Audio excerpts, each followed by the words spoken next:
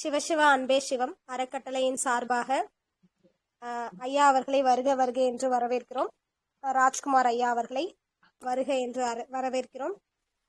ஐயா நீங்க வந்ததுல மிக்க மகிழ்ச்சிங்க ஐயா. ஆங்கர் மேனேஜ்மெண்ட் அப்படின்ற தலைப்புல இன்னைக்கு வந்துட்டு நம்ம அந்த பார்க்க இருக்கிற தலைப்பு ரொம்ப அருமையான தலைப்பு. ரொம்ப நன்றிங்க ஐயா. நீங்க உங்களுடைய இது வீடியோ ஸ்டார்ட் பண்ணிக்கலாங்க ஐயா. ஸ்பீச் ஸ்டார்ட் பண்ணிக்கலாம். நன்றிங்க ஐயா. வாழ்க வளமுடன் ஐயா. நன்றி நன்றி சங்கீதா, நன்றி திரு பாலகிருஷ்ணன் அவர்கள். எனக்கு இன்னைக்கு தொண்டை கொஞ்சம் சரியில்லைங்க, அதனால இது கொஞ்சம் பொறுத்தருள் மாதிரி கேட்டுக்கொள்கிறேன். மேடம், நான் இங்க பார்ட்டிசிபென்ட்ஸ் வந்து பார்க்க முடியுமா வீடியோல? வீடியோ வந்து எப்பயும் ஆன் பண்ண மாட்டாங்க ஐயா, ஒன்லி ஆடியோ மட்டும்தான். சரி, ஓகே, நன்றி. அனைவருக்கும் அன்பு வணக்கம். என்னுடைய பேர் அரம் ராஜ்குமார். என்னை பத்தி ஒரு சின்ன இன்ட்ரோவோட இந்த செஷனுக்குள்ள நான் போயிடுறேன். நான் BE electronics communication, ME computer science இதை ரெண்டுத்தையும் முடிச்சுட்டு ஒரு ஐடி துறையில் 15 வருஷமா வேலை பார்த்துட்டு இருந்தேன். ஆனா என்னுடைய பேரார்வம், என்னுடைய பேஷன் இது எல்லாமே ட்ரைனிங். அதனால ஒரு 10 வருஷத்துக்கு முன்னாடி என்னோட ஐடி ஜாபை வந்து விருப்பத்துடன் அதை ரிசைன் பண்ணிட்டு வெளியில வந்து என்னோட ட்ரைனிங் கம்பெனி ஸ்டார்ட் பண்ணேன். ஹாப்பியர் லைஃப் மாஸ்டரி அகாடமி அப்படிங்கிறது தான் என்னோட ட்ரைனிங் கம்பெனியோட பேரு. இதுல நாங்க வந்து parenting workshops, life skills programs, corporate training இதெல்லாம் பண்ணிட்டு இருக்கோம். இது இந்த இன்ட்ரோடக்ஷனோட இந்த தலைப்புக்குள்ள வந்துடலாம் நினைக்கிறேன். Anchor management. கோபம் அப்படின்னா என்ன அப்படிங்கிறது. கோபத்துல வந்து நல்ல கோபம் இருக்கா, கெட்ட கோபம் இருக்கா, கோபத்தினுடைய காரணங்கள், அடிப்படையான காரணங்கள். நாங்க ஹாப்பி இடத்துல எப்பவுமே பேசுறது என்ன அப்படின்னு கேட்டீங்கன்னா, எப்பவுமே ஆணி வேரை கண்டெடுக்க வேண்டும், ரூட் காஸ் அனாலிசிஸ் பண்ணணும். அதுல ரூட் காஸ்க்கு வந்து நம்ம சொல்யூஷன் கண்டுபிடிக்கணும். இஃபெக்ட்ஸுக்கு சொல்யூஷன் கண்டுபிடிச்சிட்டோம்னா அது வந்து சரி வராது அப்படிங்கிற ஒரு விஷயம் தான். ஸோ கோபத்துக்கான ரூட் காஸ் அனாலிசிஸ் இன்னைக்கு நம்ம பண்ண போறோம். அந்த கோபத்தை பத்தின பல விதமான விஷயங்கள் வந்து நம்ம சமுதாயத்துல இருக்கு. நல்ல கோபம் இருக்கா, கெட்ட கோபம் இருக்கா, கோவப்படலாமா இல்லையா அப்படிங்கிறது எல்லாத்துக்குமான ஒரு சின்ன தெளிவு எனக்கு கொடுக்க முடியுமா அப்படின்னு பாக்குறேன். மேடம், பார்ட்டிசிபென்ட்ஸ் வந்து ரிப்ளை பண்ண, ஆன்சர் பண்ண முடியுமா? பண்ணுவாங்க ஐயா. ஓகே, கேள்விகளோட ஆரம்பிக்கிறேன். பார்ட்டிசிபென்ட்ஸ் முடிஞ்ச அளவுக்கு உங்க பதில்களை நீங்க சொன்னீங்கன்னா ஒரு இன்டராக்டிவா இந்த செஷனை கொண்டு போகணும்னு நினைக்கிறேன். கோபம் ஏன் வருகிறது? இது நல்லதா கெட்டதா? உங்களை பொறுத்த வரைக்கும் கோபம் ஏன் வருது, நல்லதா கெட்டதா? நீங்க சில பேர் பதில்கள் சொல்லலாம். அன்மியூட் பண்ணிட்டு உங்க பதில்களை சொல்லலாம். நீங்க அம்மா சொல்லுங்கம்மா, கேள்விகளுக்கு பதில் சொல்லுங்க. ஐயா கேக்குற கேள்விக்கு கோபம் ஏன் வருகிறதுன்ட்டு. சார் வாழ்க வளமுடன் சார்.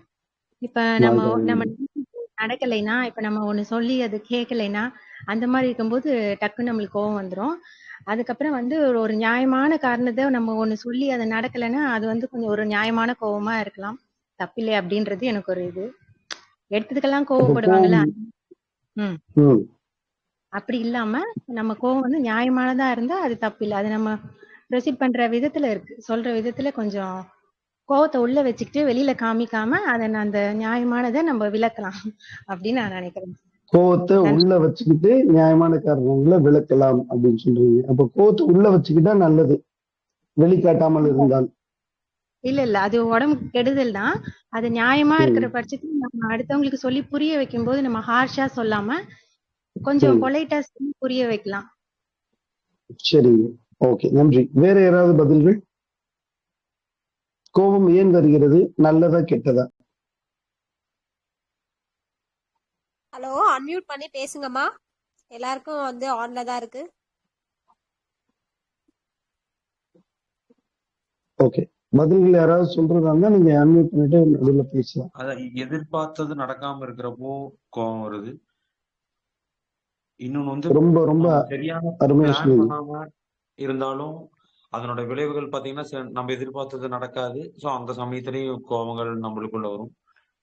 இன்னொன்னு வந்து கோபங்கள் வந்து பாத்தீங்கன்னா நமக்கு கீழே இருக்கவங்க மேல மட்டும்தான் கோபங்கள் வந்தாலுமே அவங்க கிட்டதான் காட்ட முடியும் அப்படின்னு ஒண்ணு இருக்கு. மேலதிகாரி கிட்ட காமிக்கவே முடியாது. ஓகே, உண்மையான விஷயங்களை சொன்னீங்க. ரொம்ப அற்புதமா இருந்தது. இது ஒரு முக்கியமான காரணம். சரிங்க. வேற ஏதாவது காரணங்கள் இருக்கு? வேற ஏதாவது பேசணும்னு நினைக்கிறீங்களா? அதாவது தன்னுடைய இயலாமையின் காரணமாக கூட கோபம் வரலாங்க ஐயா. தனக்கு வந்துட்டு இயலாமையின் காரணமா கூட.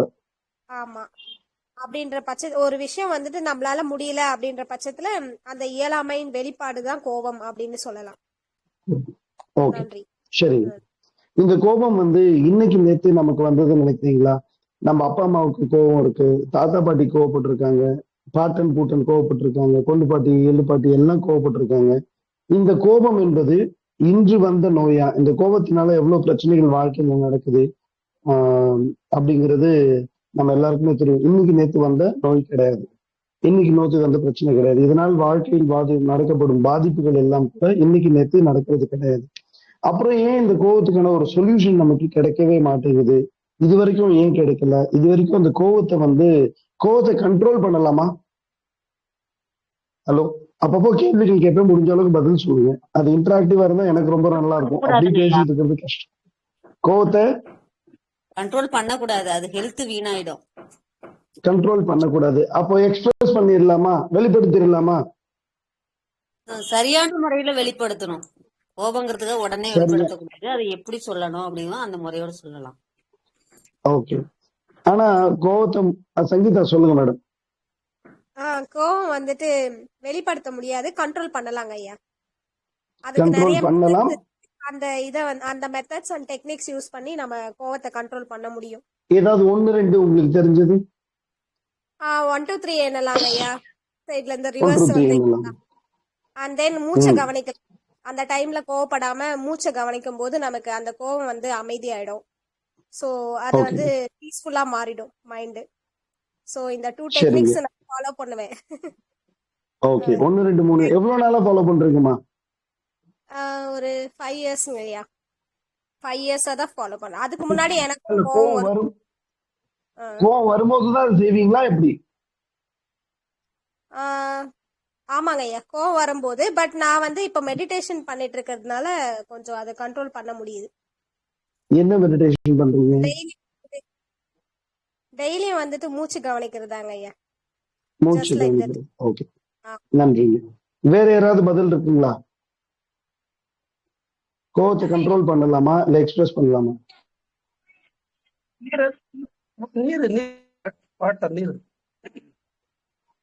சார் உங்க வாய்ஸ் சரியா கேட்கல,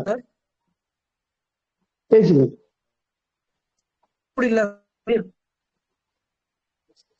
ஹலோ, மன்னிக்கணும் சார், உங்க வாய்ஸ் நிறைய பிரேக் ஆகுது.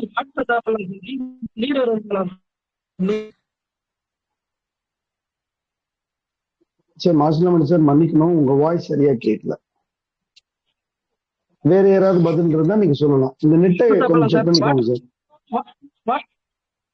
வாட்டர் சாப்பிடலாம் சார். வாட்டர் நீர் வருதலாம் இல்ல அந்த இடத்த விட்டு போயிடலாம். தண்ணீர் குடிக்கலாம், இல்லைன்னா அந்த இடத்த விட்டு விலகி போயிடலாம். சரிங்க. வேற யாராவது?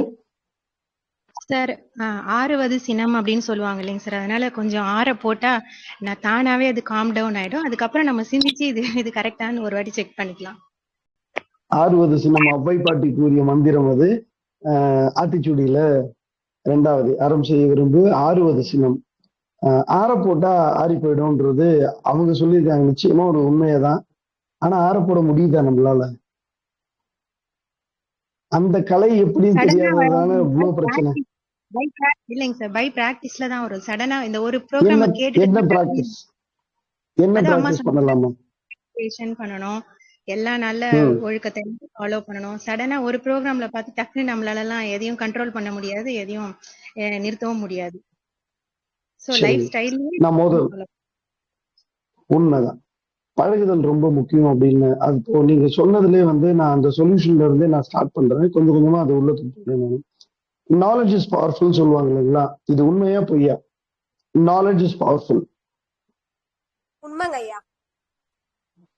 உண்மை. சங்கீதா உண்மைன்னு சொல்லியிருக்காங்க. மற்றவர்கள் யாராவது ஒரு 3 4 பேர் knowledge is powerful, yes or no?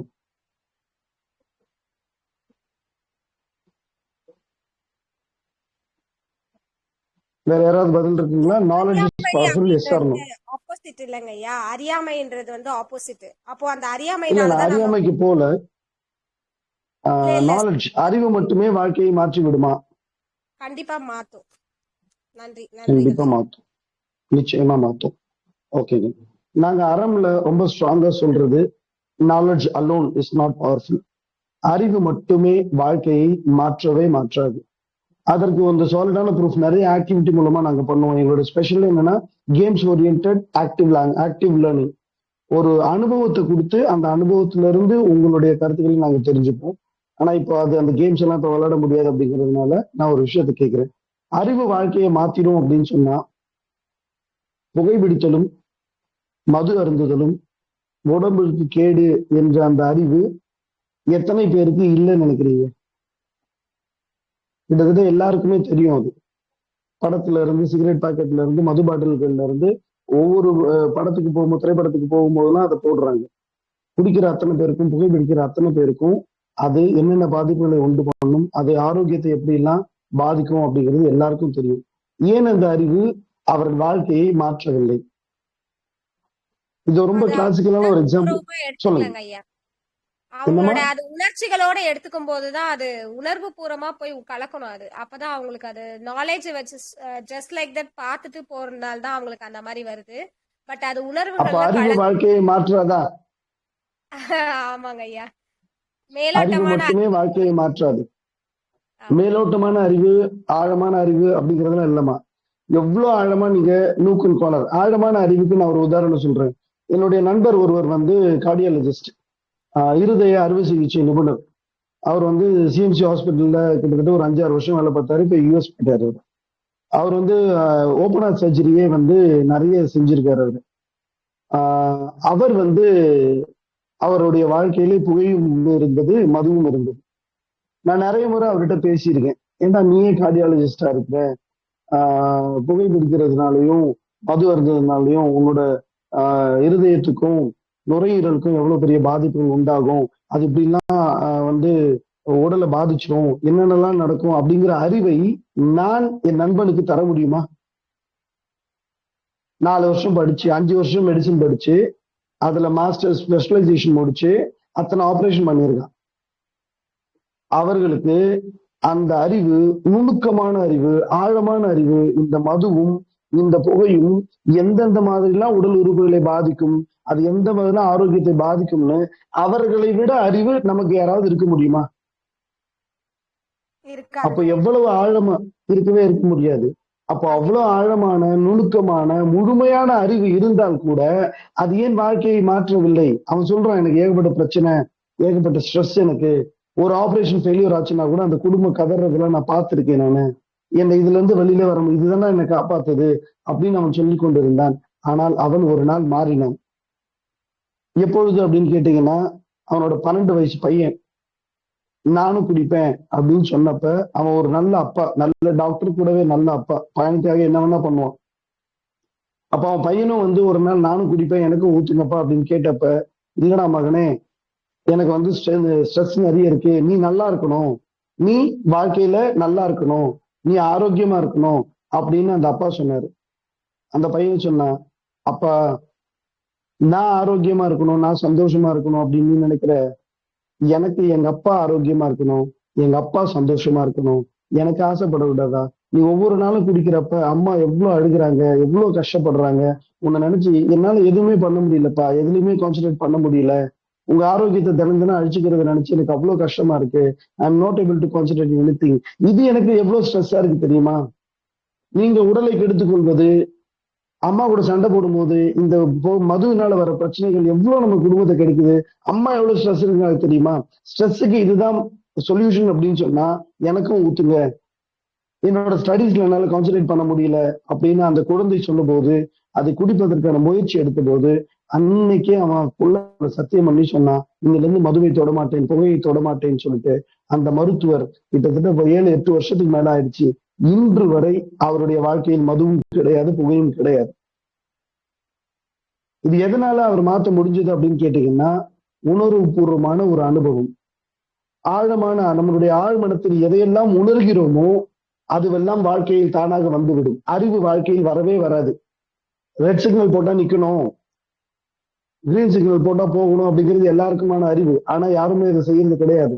இன்று இந்தியாவில் கிட்டத்தட்ட 40% ரோடு ஆக்சிடென்ட்ஸ், விபத்துகள், சாலை விபத்துகள் எல்லாம் ரோட் சிக்னலை ஜம்ப் பண்ணி போறதுனால, தாண்டி போறதுனால நடக்குதுன்னு ஒரு ஆய்வறிக்கை சொல்கிறது. அப்ப நம்ம எல்லாத்த பத்தியும் அறிவெல்லாம் இருக்குங்க. கோபம் தவறு, கோபத்தினால் எவ்வளவு பிரச்சனைகள் உண்டாகிறது, எத்தனை குடும்பங்களில் இன்று நீதிமன்றங்கள் நின்று கொண்டிருக்கிறார்கள் எல்லாருக்குமே தெரியும். ஆனா இது எல்லாத்தையும் தாண்டி நமக்கு கோபம் வந்துகிட்டு தான் இருக்கு. அறிவு வாழ்க்கையை மாற்றாது. அப்ப அறிவு என்னவா மாறணும் அப்படின்னு கேட்டீங்கன்னா, அறிவு ஒரு பயிற்சியின் மூலமாக அது திறனாக மாற வேண்டும். கற்றல் 3 நிலைகள் இருக்குங்க. ஒண்ணு அறிந்து கொள்வது, தெரிந்து கொள்வது, உணர்ந்து கொள்வது. அறிந்து கொள்வதும் தெரிந்து கொள்வதும் இங்க இருக்கும், புத்தியில இருக்கும். இந்த புத்தியில இருக்கிறது வாழ்க்கையை மாற்றுமான, வாழ்க்கையை மாற்றவே மாற்றாது. நிறைய உதாரணங்கள் தர முடியும்னால இதை ப்ரூவ் பண்ண முடியும், சில ஆக்டிவிட்டிஸ் மூலமாவே ப்ரூவ் பண்ண முடியும். ஆனால் உணர்வது என்பது இந்த புத்தியில இருந்து கொஞ்சம் கொஞ்சமா இறங்கி ஆழ் மனத்துக்கு வரும்போது, உணர்கின்ற பொழுது வாழ்க்கை தானாக மாறுபடும். நீங்கள் உணர்ந்த விஷயங்களை உங்கள் வாழ்க்கையில் பின்பற்றாமல் இருக்கவே முடியாது. உணர்ந்துட்டீங்கன்னா தானா மாறிடுவீங்க. சோ அந்த ஒரு முயற்சி தான் இந்த 1 மணி நேரத்துல நம்ம சொல்ல போறது. அன்பை கொடுத்து, அனுபவம் கொடுத்து சில விஷயங்களை உணர வைக்க போகிறோம். நீங்கள் உணர்ந்து கொண்டால் இந்த விஷயத்துக்குள்ள எனக்கு வர முடியும். சரிங்க. இவ்வளவு நாளா தாத்தா பாட்டியில இருந்து அந்த காலத்துல இருந்து கோபம் இருந்திருக்கு, அவ்வளவு பிரச்சனைகள் இருந்திருக்கு. அந்த கோபத்தினால என்னென்ன பாதிப்புகள்லாம் உண்டாகுதுன்னு நம்ம பார்க்கிறோம். அப்பவுமே சில பேர் இந்த கோபத்தை வீரத்தோடவும் சமுதாயத்தோடும், இந்த சமுதாயத்துல இப்படிதான் நாங்க வீரமா இருப்போம், இப்படிதான் கோவம் வர்றத பெருமையா சொல்றவங்களும் இருக்காங்க. சில பேர்கள் நல்ல கோபம், கெட்ட கோபம், நியாயத்துக்காக கோவப்படலாங்க அப்படிங்கிற விஷயமும் இருக்கு. கொஞ்சம் கொஞ்சமா அதை பத்தியும் நம்ம பார்ப்போம். ஏன் இந்த கோபத்தை இத்தனை வருடங்களாக, இத்தனை தலைமுறைகளாக நாம் கையாள முடியவில்லை என்றால், இது திறனாக முதல்ல அதை கையாளுறதுக்கு ஒரு பயிற்சி இருக்கு. அந்த பயிற்சியை நம்ம எடுக்கிறோமா, அந்த பயிற்சியின் மூலமாக அது திறனாக மாறுகிறதா? கோபம் நல்லதா கெட்டதா அப்படின்னு கேட்டீங்கன்னா, கோபம் நிச்சயமா நல்லது கிடையாது. எந்த விதத்திலும் நல்லது கிடையாது. அது இன்னும் கொஞ்ச நேரத்துல சொல்றேன். கோபத்துக்கான முதல் காரணங்களை பார்த்து விடுவோம். ஏன் இந்த கோபத்தை நம்ம கையாளவே முடியலன்னா, காரணங்களை விட்டு நாம் அந்த விளைவுகளுக்கு மட்டும் மருந்துகளை தேடிக்கொண்டிருக்கிறோம். எங்க ஊர்ல பாட்டி சின்ன வயசுல என் பாட்டி சொல்லும், கொதிக்கிறது அடங்கணும்னா என்ன பண்ணணும்? கொதிக்கிறது அடங்கணும்னா என்ன பண்ணணுங்க? ஹலோ, ஏதாவது பதில் இருக்கா? எரியறத புடுங்கணும். இதுதான் ரூட் காஸ் அனாலிசிஸ் பத்தி நாங்க ஐடி கம்பெனில பண்ணுவோங்க. எல்லா எம்என்சி கம்பெனி ஒரு பிரச்சனை இருந்தா ரூட் காஸ் அனாலிசிஸ் பண்ணணும். அது எதனால அந்த பிரச்சனை வந்தது, அந்த காரணத்தை கண்டுபிடிக்கணும். அந்த காரணம் ஃபியூச்சர்ல வராம இருக்கிறதுக்கு என்னென்னலாம் செய்யணுமோ அதை செய்யணும். அப்படி வந்துச்சுன்னா அதை கரெக்ட் பண்றதுக்கான சொல்யூஷன்ஸ் என்னென்னு எழுதி வச்சு டாக்குமெண்ட் பண்ணணும். ரூட் காஸ் அனாலிசிஸ் ரிப்போர்ட்னு சொல்லிட்டு ஒவ்வொரு விஷயத்துக்கும் நாங்க டேட்டாபேஸ் அனாலிஸ்டா இருக்கிறப்ப அதை ஒவ்வொரு விஷயத்துக்கும் நாங்க மெயின்டைன் பண்ணுவோம். இந்த ரூட் காஸ் அனாலிசிஸ் தான் அந்த காலத்திலேயே பாட்டி என்ன சொல்லியிருக்கு, கொதிக்கிறது அடங்கணும்னா எரியறத புடுங்கு. ஆனா இப்ப நம்ம என்ன பண்ணிட்டு இருக்கோம்னா, கொதிக்கிறது அடங்குறதுக்கு மேல தண்ணி தொளிச்சுக்கிட்டு இருக்கோம், கரண்ட் போட்டு தொடாவிக்கிட்டு இருக்கோம். அதுக்கு மேல தண்ணி தொளிச்சிங்கன்னா அந்த பால் கொதிக்கிறது கொஞ்சம் அடங்கும், திருப்பி கொதிக்கும், திருப்பி அடங்கும், இதையே தான் செஞ்சுட்டு இருக்கணுமா வாழ்க்கையில? நம்ம கிடையாது. நம் வாழ்க்கையை வாழ்வதற்கு நிம்மதியாக, சந்தோஷமாக, குடும்பத்தோடு எப்படி இருப்பது, எப்படி முன்னேறுவது, வாழ்க்கையில் எப்படி பெரிய பணத்தை சம்பாதிக்கிறது, நிம்மதி ஆரோக்கியத்தோடும் செல்வத்தோடும் உறவுகளோடும் எப்படி வாழ வேண்டும் என்று அதுல நம்ம புத்தியெல்லாம் போனோமே தவிர, எப்ப பாரு இந்த தண்ணி தொழிற்சி இருந்துருந்தா வாழ்க்கை பூரா இதையே தான் செஞ்சுட்டு இருக்கணும். ஏன் இந்த கோபத்தை கையாள முடியவில்லை என்றால், நாம் காரணங்களை விட்டு விளைவுகளை மட்டும் மருந்து தேடுகிறோம். அந்த விளைவுகளுக்கு மருந்து தேடிக்கொண்டிருந்தால் இது பர்மனன்ட் சொல்யூஷன் கிடையாது. வாழ்க்கை ஃபுல்லா அதே தான் பண்ணிட்டு இருக்கோம். சோ இந்த கோபத்துக்கான அடிப்படையான காரணம் என்ன? சார் ரொம்ப அழகா சொன்னாரு, மனோபாலன் சார் நினைக்கிறேன். அவர் ரொம்ப அழகா சொன்னாரு, எதிர்பார்ப்பு. மனிதனுடைய கோபத்திற்கு முதல் பெரிய காரணம் எதிர்பார்ப்பு. நம்ம எதிர்பார்க்கிற விஷயங்கள் நடக்கவில்லை என்றால் கோபம் வரும்.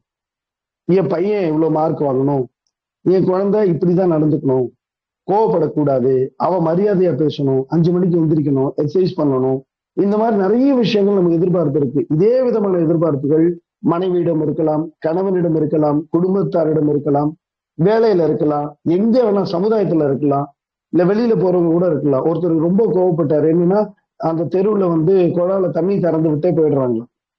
அதுக்கு அவருக்கு சமுதாயத்தின் மீது ஒரு அக்கறை, நீரை வேஸ்ட் பண்றாங்க அப்படின்னு சொல்லிட்டு அவருக்கு அவ்வளவு கோபம் வருது. அப்ப அவர் என்ன எதிர்பார்க்கிறார்? பொறுப்போடு இருக்க வேண்டும் அப்படின்னு எதிர்பார்க்கிறாரு. மக்கள் பொறுப்போடு இல்லை, அதனால அவர் கோவப்படுறார். இந்த எந்த இடத்துல வேணா இதை நீங்கள் பொருத்தி பார்த்து கொள்ளலாம். என்னது? நாம என்ன எதிர்பார்க்கிறோமோ அது நடக்காம இருந்துச்சுன்னா நமக்கு கோபம் வரும். இல்ல எது நடக்க கூடாதுன்னு எதிர்பார்க்கிறோமோ அது நடந்தாலும் நமக்கு கோபம் வரும்.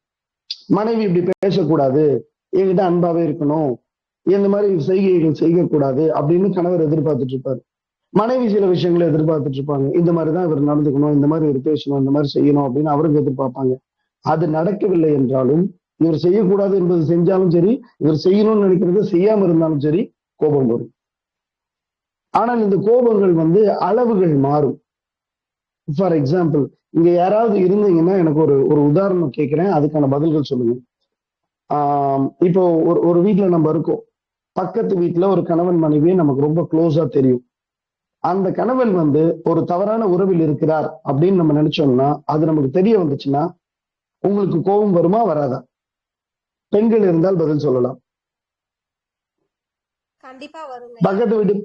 பக்கத்து வீட்டு பெண்மணியை ரொம்ப நல்லா தெரியும், ஃப்ரெண்டு, தங்கச்சி மாதிரி, அக்கா மாதிரி இருக்காங்க. அந்த கணவர் ஏதோ ஒரு தவறான உறவில் இருக்கிறாருன்னு உங்களுக்கு தெரிஞ்சிருச்சு, ஃபுல் ப்ரூஃபோடு தெரிஞ்சிருச்சு. உங்களுக்கு கோபம் வருமா வராதா? கண்டிப்பா வருங்க ஐயா, கோபம் வரும். நிச்சயமா வரும். 1 to 10. 1 கம்மியான கோபம், 10 அதிகமான கோபம். அந்த கோபத்தை ரேட் பண்ணா உங்களுக்கு எந்த அளவுக்கு கோபம் வருங்க? ஒரு 7% வருங்க ஐயா. 7 ரேட்டிங்ல 1 to 10ல 7 வரும் அப்படின்னு சொன்னீங்க. சரி, உங்க உங்க உங்க உங்க தெருவுலயே யாரோ ஒருத்தர் ரொம்ப பழகாத ஆளு, ஆனா வெளியில தெருவுல பார்த்து ஹலோ ஹலோ பேசியிருக்கீங்க, வரும்போது வணக்கம் சொல்லியிருக்கீங்க, அவங்களும் சிரிச்சிருக்காங்க, நீங்களும் சிரிச்சிருக்கீங்க. அவருடைய வீட்டில் இருக்கும் கணவர் அதே தவறு செஞ்சிருந்தா உங்களுக்கு கோவம் வருமா? அது தெரியாது இல்லைங்களா, வராது, அவ்வளோ வராது. இல்ல, தெரிஞ்சிருக்கு, அவங்க முகத்தை பார்த்திருக்கீங்க, கை காமிச்சிருக்கீங்க, சிரிச்சிருக்கீங்க, ஹலோ எப்படி இருக்கீங்க அப்படின்னு பேசியிருக்கீங்க, அவ்வளவுதான். ரொம்ப க்ளோஸா பழகினது இல்ல.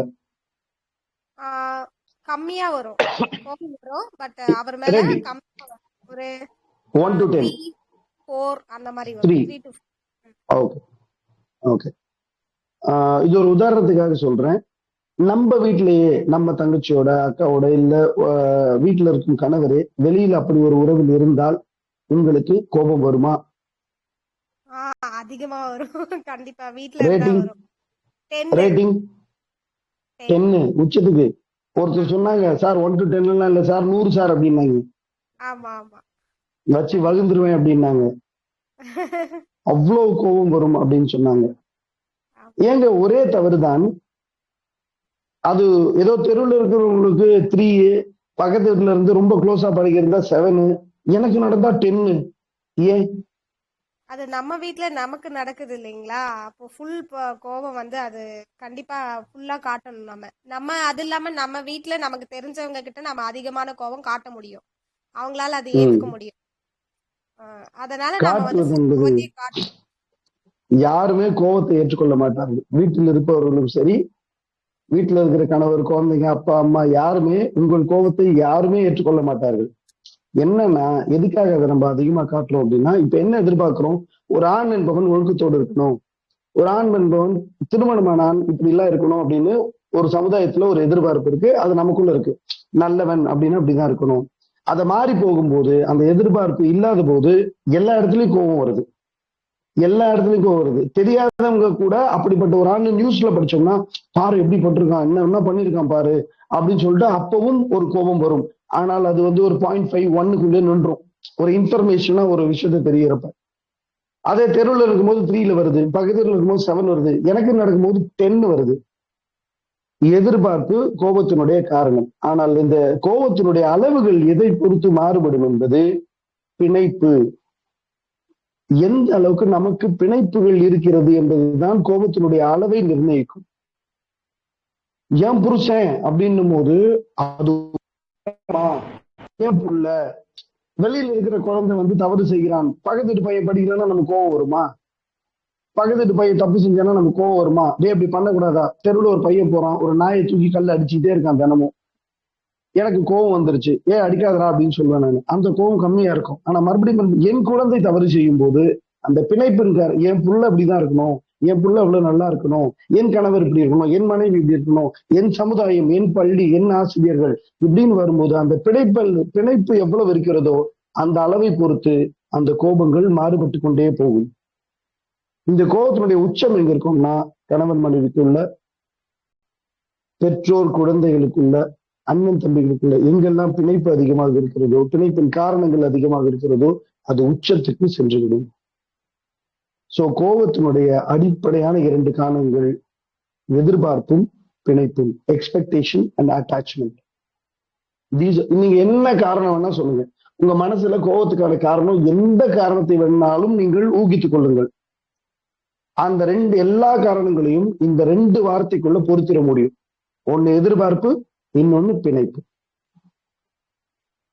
சரிங்க, ஒரு சில பேர்கள் என்ன சொல்றாங்க, சரிங்க கோபத்தோட காரணங்கள் தெரிஞ்சிருச்சு, கோபத்துல நல்ல கோபம் கெட்ட கோபம் இருக்கா, நியாயமான காரணங்கள், சமுதாயத்திற்கான காரணங்கள், அறச்சீற்றம் சொல்லுவாங்க. அறம் அப்படின்னு, என்னோட பேர் அறம் ராஜ்குமார், என்னோட கம்பெனியோட பேரு ஹாப்பி அறம். அறம்கான ஒரு சின்ன வரியோட டெபினிஷன் நான் சொல்லிட்டு, எது நல்லது எது கெட்டது, யாராவது சொல்ல முடியுமா? நல்லது எது கெட்டது எது? நல்லது கெட்டது அப்படின்றது ஒண்ணும் இல்லைங்க ஐயா. அவங்க மனசுக்கு எது ஹாப்பியா இருக்கோ அதுதான் நல்லது கெட்டது. அவங்களுடைய சரிங்க, ஒருத்தர் ஹாப்பியா இருக்கணும்னு சொல்லிட்டு பக்கத்து வீட்டுல போயிட்டு எல்லாம் திருடிட்டு வந்துட்டாரு, அவர் ஹாப்பியா இருப்பாரு, நல்லதா? அது தவறு. அப்படி இருக்க கூடாது. அடுத்தவங்களை நம்ம பாதிக்காத அளவுக்கு இருக்கிறது இன்னொரு நல்லது. கொலை செய்வது சரியா தவறா? அது தவறுதாங்க ஐயா. அது எப்படி நம்ம இது சரிங்க, இப்போ ஒருத்தர் ஒரு வீட்டுக்குள்ள போயிட்டு திருடும் போது அவங்க வீட்டுக்காரர் பெரியவர் மட்டும்தான் இருக்காரு, பெரியவரை கொலை பண்ணிட்டு வந்துடுறாரு, அது சரியா தவறா? அது தவறு. ஜெயில போட்டுடலாமா? போடலாம். ராணுவத்துல ஒரு ராணுவ வீரர் நிக்கிறாரு, பார்டர்ல எல்லையில நிக்கிறாரு, இந்திய எல்லையில நிக்கிறாரு, 10 தீவிரவாதிகள் வருகிறார்கள், ஏகபாடித்தவனை வச்சு எல்லாரும் சுட்டு தள்ளிடுறாரு, 10 பேரும் சுட்டு 10 கொலை, அது நல்லது. ஜெயில போட்டுடலாமா? அவங்கள போட முடியாது. ஏங்க கொலை தப்புன்னு சொன்னாங்க, கொலை தப்புன்னு சொன்னீங்களே. கொலை இந்த மாதிரி பண்ணும்போது அது நல்லது, நல்ல விஷயத்துக்காக, சில விஷயத்துக்காக பண்ணும்போது தவறு. ஓகே, நான் இப்ப சொல்ல வர விஷயங்கள் என்னன்னா, நமக்கு 99.9% தெளிவும் உறுதியும் வேண்டும். நாம் என்ன நினைக்கிறோமோ, என்ன சொல்ல வரும், அப்பதான் யாரும் நம்மளை கன்ஃபியூஸ் பண்ண முடியாது. அப்போ அந்த கொலை 10 பேர் ராணுவ வீரர் கொலை பண்ணும்போது அவருக்கு வீர் சக்கர அவார்டு கொடுக்குறாங்க. அவரே இறந்து போயிட்டாருன்னா பரம்வீர் சக்கர, நான் 10 பேரை கொண்டு அவர் இறந்துட்டாருன்னா அவர் பரம்வீர் சக்கர அவார்டு கொடுக்குறாங்க. அதே இங்க திருடும் போது கொலை பண்ணும்போது ஜெயில போட்டுடுறாங்க. அப்போ செயலை வைத்து சரி தவறு என்று சொல்ல முடியாது. நீங்கள் என்ன பேசுகிறீர்கள் என்பதை வைத்து சரி தவறு என்பதை நான் சொல்ல மாட்டேன். எனக்கு காரணம் வேண்டும், உன்னதமான நோக்கம் என்னன்னு கேட்பேன். நோக்கம் உன்னதமாக இருந்தால் நீங்கள் செய்வதெல்லாம் அறம். நோக்கம் சரியா இல்லைன்னா, உன்னதமான நோக்கமாக இல்லைன்னா, சரி உன்னதமான நோக்கம்னா டெபினிஷன் என்னன்னு சொல்லிடுறேன், நல்லா நோட் பண்ணிக்கோங்க. உன்னதமான நோக்கம், நோபல் இன்டென்ஷன், நானும் நல்லா இருந்து என்னை சுற்றும் இருக்கும் உயிர்கள் எல்லாம் நன்றாக இருக்க வேண்டும் அப்படின்ற நோக்கத்தோட நீங்க எதை செய்தாலும் அது அறம், அது நல்லது. நானும் நல்லா இருந்து என்னை சுற்றி இருக்கும் உயிர்கள் எல்லாம், நான் சொன்னேன்னா அது நம்ம குடும்பம், நம்ம கணவன் மனைவி சொந்தக்காரங்க மனிதர்கள் மட்டும் கிடையாது, விலங்குகள், பறவைகள், ஊர்வன, நடப்பன, மலை, செடி, கொடி, பறவை, தண்ணீர், காற்று, எங்கெல்லாம் உயிர்கள் வாழ்கின்றதோ எந்த உயிருக்கும் நானும் நல்லா இருந்து என்னை சுற்றி இருக்கும் உயிர்கள் எல்லாம், மண்ணும் கூட உயிர்தான், மண்ணில் கூட உயிர் இருக்கிறது. அப்போ நானும் நல்லா இருந்து என்னை சுற்றி இருக்கும் எல்லா உயிர்களும் நன்றாக இருக்க வேண்டும் என்ற நோக்கத்தோடு, உங்கள் நோக்கம் தான் ரொம்ப ரொம்ப முக்கியம். இன்னொருத்தர் மனசை கஷ்டப்படுத்துற மாதிரி பேசுறது நல்லதா கெட்டதாங்க? ஒரு மனுஷனோட மனசை கஷ்டப்படுத்துறது சரியா தவறா? கண்டிப்பா கெட்டதுங்க ஐயா. கண்டிப்பா கெட்டது. சரி, உங்களுக்கு குழந்தைகள் இருக்காங்களா? இல்லங்க ஐயா. இல்ல, ஓகே, சரிங்க. ஒரு குழந்தை, கணவன் மனைவியோட குழந்தை இருக்காங்க, அந்த குழந்தை ஒரு தவற பெரியவர்களை பார்த்து மரியாதையா பேசணும், தவறா பேசக்கூடாதுன்னு சொல்லிட்டு அந்த குழந்தை மறுபடியும் அந்த தவறை செய்து கொண்டே இருக்கிறது. அந்த குழந்தையை பார்த்து பெற்றோர்கள் கொஞ்சம் கடுமையா கத்துறாங்க. எனக்கு என் பையன் இருக்கான், தொடர்ந்து செஞ்சா ஜெய்ஷு ஏன்னா அப்படி பண்றான் அப்படின்னு ஒரு கத்துவேன். அவன் பார்த்த உடனே அவன் கண்ணில் தண்ணி கலங்கிரும். அவனுடைய மனதை நான் புண்படுத்துகிறேனா? இல்ல, அந்த இடத்துல ஆமாவா சரி இல்லையா? கிடையாது. ஆமாவா இல்லையா? மனதை புண்படுத்துகிறேனா இல்லையா? ஆமா, புண்படுத்துறீங்க. ஆனா சரியான ஆஹ் காரணத்துக்கு படுத்துறீங்கல்ல, கரெக்ட் தானே நினைக்கிறேன். அதுதான் நான் முதல்ல கேட்டப்ப என்ன சொன்னீங்க? மனசை புண்படுத்துறது தப்பா ரைட்டான்னு கேட்டா நிச்சயமா தவறுங்க ஐயா அப்படின்னு சொன்னீங்க. ஆமா ஆமா ஆனா இப்ப உங்க பதில் மாறிவிட்டது. ஆமா. மறுபடியும் சொல்றேன், செயலை வைத்து நல்லது கெட்டது என்று என்றுமே கூறாதீர்கள். அது நோக்கத்தை பொறுத்து இருக்கிறது. என் குழந்தை வாழ்க்கையில நல்லா இருக்கணும், அவன் சந்தோஷமா இருக்கணும், ஒரு தவறான செயலை செய்து விடக்கூடாது, அதனால் வரும் விஷயங்களை அவன் அனுபவிக்க கூடாது, அவன் நல்ல பேர் வாங்கணும், அவன் நல்லா இருக்கணும்ன்ற அந்த உன்னதமான நோக்கம். அப்பொழுது ஒரு வாத்தியார் குழந்தை தான் ஸ்டூடெண்ட்டை கண்டிக்கிறது, நல்ல விதம் ரொம்ப ரொம்ப முக்கியம். சோ இதெல்லாம் வரும்பொழுது செயலோ சொல்லோ, நல்ல சொல்லா நல்ல செயலா, கெட்ட சொல்லா கெட்ட செயலா என்று நான் சொல்ல மாட்டேன். நோக்கம் ரொம்ப ரொம்ப முக்கியம். நோக்கத்தை வைத்து மட்டும்தான் நல்லது கெட்டதை நிர்ணயிக்க முடியும். நீங்க செய்யறது நல்லதா கெட்டதானா நீங்க உங்களுக்குள்ள யோசிச்சுக்கலாம். நானும் நல்லா இருந்து என்னை சுற்றி இருக்கும் உயிர்கள் எல்லாம் நன்றாக இருக்கிறதா அப்படின்னு நீங்க யோசிச்சுட்டு அதை செஞ்சீங்கன்னா தைரியமா செய்யுங்க. கடவுளே தடுத்தாலும் செய்யலாம், அது அறம், அது நல்லது, அது கெட்டது கிடையவே கிடையாது. இல்ல நான் கெட்டு போறேன், என்னுடைய ஆரோக்கியம் கெட்டு போகுது, என்னுடைய நிம்மதி கெட்டு போகுது, இல்ல என் குடும்பத்தோட நிம்மதி கெட்டு போகுது அப்படின்னாலும் இதுல 2 பாயிண்ட். நானும் நல்லா இருக்கணும், என்னை சுத்தி இருக்கிற எல்லா உயிரும் நல்லா இருக்கணும். தியாகம் எல்லாம் இங்கே இடம் கிடையாது. சோ நல்லது கெட்டதுக்கு நான் அர்த்தம் சொல்லிட்டேன். இப்ப அது கோபத்துக்கு வருவோம். நல்ல கோபம் கெட்ட கோபம். கோபம் வந்தா என்னென்னலாம் ஆகுங்க?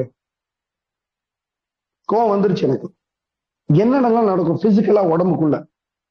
தலைவலி வரும். தலைவலி வரும். ஆமா, கை கால்லாம் நடுங்கும். கை கால் நடுங்கும். மற்றவர்கள் யாராவது கூட சொல்லலாம். ஒரு முடிவு எடுக்க முடியாதுங்க.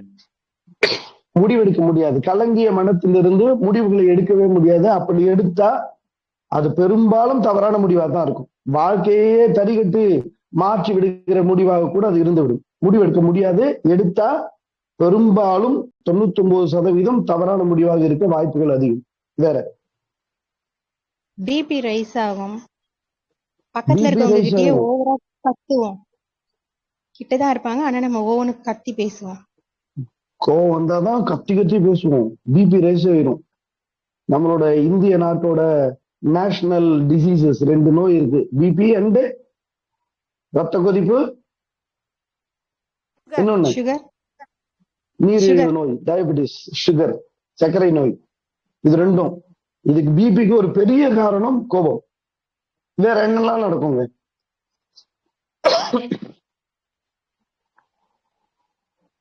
பிபி ரைஸ் ஆயிடும், பதட்டமாயிடும், மனசு சாதாரண நிலையில இருக்காது, தலைவலி வந்துடும். ஹார்ட் பீட் என்ன ஆகுங்க?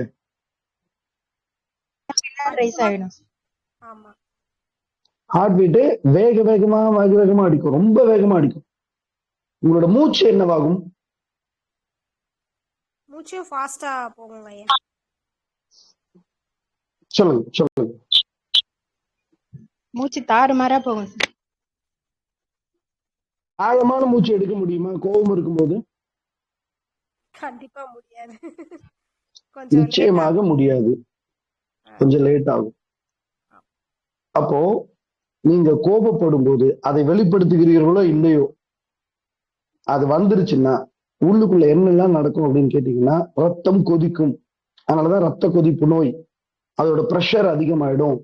உடலுக்குள்ள செல்கிற வேலையெல்லாம் உடலுக்குள்ள இருக்க உள்ளுறுப்புகள், எந்த ஒரு உள்ளுறுப்பும் அதனுடைய நார்மல் ஸ்டேட்ல சாதாரண நிலையில அதோட வேலைகளை சக்சஸ்ஃபுல்லா செய்யவே முடியாது. எந்த ஒரு உறுப்பும்.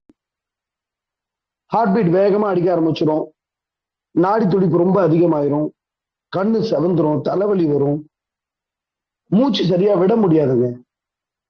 நம்ம எல்லாருக்குமே ஆரோக்கியத்தோட இருக்கணும்னு ஆசை. ஒரு மனுஷன் நிம்மதியா சந்தோஷமா வாழணும், யாரா வேணா இருக்கட்டும். எந்த மொழி பேசுகிறவன், எந்த சாதி, எந்த மதம், கடவுளை கும்பிடுறானா இல்லையா, எந்த நாடு, எதை பத்தியும் கவலை கிடையாது. ஒரு மனுஷன் இந்த உலகத்துல பிறந்துட்டான்னா, ஆணோ பெண்ணோ எந்த பேதமும் கிடையாமல் மனிதனாக பிறந்து விட்டால் நிம்மதியா சந்தோஷமா இந்த உலகத்துல வாழணும்னா 3 விஷயம் முக்கியம்: ஆரோக்கியம், செல்வம், உறவுகள். ஆரோக்கியம், செல்வம், உறவுகள், இந்த மூன்றும் ரொம்ப ரொம்ப முக்கியம். இந்த கோபம் உங்களுக்கு வந்து விட்டால், மாடர்ன் மெடிக்கல் சயின்ஸ்ல என்ன சொல்றாங்க, ஒரு நாளைக்கு 5 நிமிஷம் 10 நிமிஷம் கோவப்பட்டாலே போதுமாமா. இதெல்லாம் ஒரு நாளைக்கு தினமும் 5-10 நிமிஷம் நீங்க கோவப்பட்டீங்கன்னாவே அது உங்கள் உடலை பாதிக்கிற அளவுக்கு எவ்வளவு பெரிய விஷயங்களை உண்டாக்கும் என்று ஏகப்பட்ட யூடியூப்ஸ் இருக்கு. அதுக்கு மெடிக்கல் ப்ரூஃப்ஸ் இருக்கு. எல்லாருக்கும் கோவப்படுறது ரொம்ப ரொம்ப நியாயம் கூட படுத்துகிறோம். இதையும் தாண்டி கோவப்படும் போது மெடிக்கலா ஒரு விஷயம் சொல்றாங்க. என்ன சொல்றோம்? மெடிக்கலா ஒரு விஷயம் சொல்றாங்க. என்ன சொல்றாங்க அப்படின்னு கேட்டீங்கன்னா, ஒரே விஷயம்.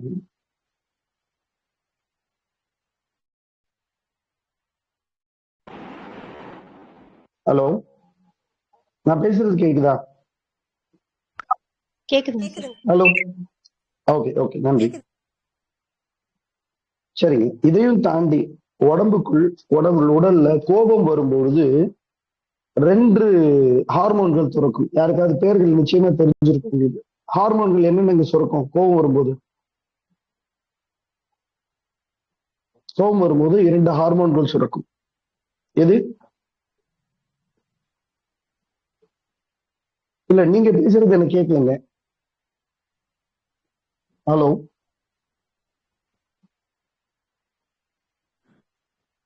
நான் பேசுறது கேக்குதுங்களா? ஓகே ஓகே, சரிங்க. கோவப்படும் போது 2 ஹார்மோன்கள் சுரக்கும். எதுன்னு தெரியுமா? ஹாப்பி ஹார்மோன் தான் கேள்விப்பட்டிருக்கோம் ஐயா. Endomorphin. Happy hormones. Okay. Endomorphin, oxytocin, serotonin. But serotonin, தெரியல. இந்த 4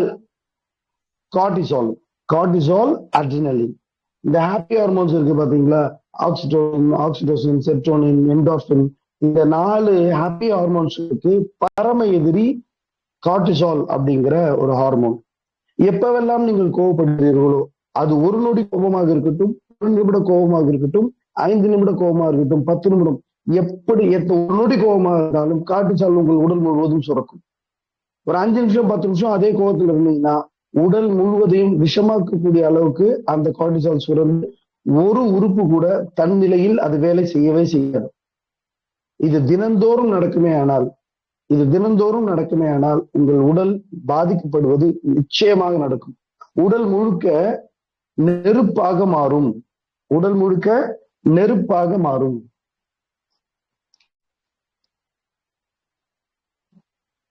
அட்ரினலின் என்ன பறக்கும்? ஃபிளைட் ஆர் ஃபைட் ஹார்மோன் சொல்லுவாங்க. அது சண்டை போடணும், இல்ல அந்த இடத்துல இருந்து தப்பிச்சு ஓடணும், ஆபத்து காலங்களில் வருகிற ஹார்மோன் அது. அந்த ஹார்மோனும் சுரக்கும். அந்த ஹார்மோன்கள் நல்லதா? அட்ரினலின் ஹார்மோன் நல்லதா கெட்டதான்னு கேட்டா நல்லது. எப்பவாவது சுரக்கணும். ஆபத்து காலங்களில் மட்டும். ஒரு புலி வந்துருச்சு பார்த்துட்டு ஓடுறோம், ஒரு பாம்பு வந்துருச்சு பார்த்துட்டு ஓடுறோம், இல்ல மாடு ஏதாவது துரத்திட்டு வருது, நாய் துரத்திட்டு வருது, அந்த நேரத்தில் ஆபத்து காலங்களில் அட்ரினலின் சுரந்து ஒரு அதீதமான சக்தியை கொடுக்கும். அது எப்பவாவது நடந்ததுன்னா அது நல்லது. ஆனால் தினந்தோறும் அட்ரினலின் சுரந்து கொண்டே இருந்தால் அது உடலை பாதிக்கும், ஆரோக்கியத்தை பாதிக்கும். நிம்மதியா சந்தோஷமா இருக்கிறதுக்கு முதல் தேவை ஆரோக்கியம். அந்த ஆரோக்கியத்தை நீங்கள் கோபம் வந்து விட்டால், நல்லதுக்காக கோபப்பட்டா அதெல்லாம் நடக்குமா? நடக்காதங்க. நல்ல கோபம் சொல்றோம், சோ கால்டு நல்ல கோபம், சமுதாயத்துக்காக கோபப்படுறது, பசங்களுக்காக குழந்தைகளுக்காக கோபப்படுறது, கோபப்பட்டு அடிச்சிடுறோம். கோபத்தினுடைய உச்சம் குழந்தைகளை அடிப்பது. அப்படி நீங்க அடிக்கிறப்போ இதெல்லாம் நடக்காம இருக்குமா? உங்களுக்கு உங்க ஹார்ட் பீட் வந்து நார்மல் ஸ்டேட்ல இருக்குமா? கார்டிசால் சுரக்காம இருக்குமா? எப்படி கோவப்பட்டாலும் இதெல்லாம் நடக்கும், அந்த ஹார்மோனும் சுரக்கும் ஐயா. அப்ப irrespective of the reasons, காரணங்கள் எதுவானும், அது நல்ல காரணமா இருக்கட்டும் கெட்ட காரணமா இருக்கட்டும், கோபத்தினுடைய உச்சம். இப்ப பக்கத்து வீட்டுக்காரர் வந்து தவறான உறவுல இருந்தா கோபம் வருது, நல்லது தானே, நல்ல காரணம் தானே. ஆனா கோபம் வரும்போது இது அத்தனையும் நடக்குமே, உடல் எல்லாம் நெருப்பாக மாறுமே, மூச்சு சரியா விட முடியாது. ஒரு உயிர் நீண்ட நாட்கள் ஆரோக்கியமாக உயிர் வாழ வேண்டும் என்றால் சரியா மூச்சு விடுறது ரொம்ப ரொம்ப முக்கியம். உலகத்திலேயே அதிகமா உயிர் வாழக்கூடிய ஒரு மிருகம் வந்து கடல் ஆமை. அது ஏன் அவ்வளவு நாள் 400 வருஷத்துக்கு மேல உயிர் வாழுது? சரியான முறையில் எப்பொழுதுமே மூச்சு விடும். ஒரு நிமிடத்திற்கு ஒரு முறை மட்டும்தான். 30 நொடிக்கு உள்மூச்சு, 30 நொடிக்கு வெளிமூச்சு அது வாங்குகிறது. ஆனா கோபம் வர்றப்பெல்லாம், டென்ஷன் ஆகிறப்பெல்லாம், ஸ்ட்ரெஸ்ல இருக்கிறப்ப, ஆன்சைட்டில மன அழுத்தத்துல இருக்கிறப்பெல்லாம் நம்மால் சரியாக மூச்சு விட முடியாது. உடலுக்கு தேவையான பிராணவாயு, ஆக்சிஜன் சரியா உள்ள பிராணமே உள்ள போவாதான். ஒரு நாளைக்கு நீங்க 10 நிமிஷம் 20 நிமிஷம் நீங்க நல்லதுக்கு கோவப்படுறீங்களோ கெட்டதுக்கு போறீங்களோ எனக்கு கவலை கிடையாதுங்க. எதுக்காக கோவப்பட்டாலும் உங்கள் உடலுடைய ஆரோக்கியம் பாதிக்கப்படுவது நிச்சயம். இது சரியா தவறான்னு கேட்டீங்கன்னா உன்னதமான நோக்கத்துக்கு வந்துருவேன். நானும் நல்லா இருந்து என்னை சுற்றி இருக்கும் எல்லா உயிர்களும் இங்க நான் நல்லா இல்லாம போயிடுறேன். என்னுடைய அடிப்படையான ஆரோக்கியம் கெட்டு விடுகிறது. கோபத்தை பத்தி நல்லதா கெட்டதான்னு கேட்டீங்கன்னா ஐயன் வள்ளுவன் எல்லாவற்றுக்கும் ஐயன் வள்ளுவன் பதில் சொல்லுவான். தாத்தா அவர்கிட்ட போட்டீங்கன்னா எல்லாத்துக்கும் பதில் இருக்கு.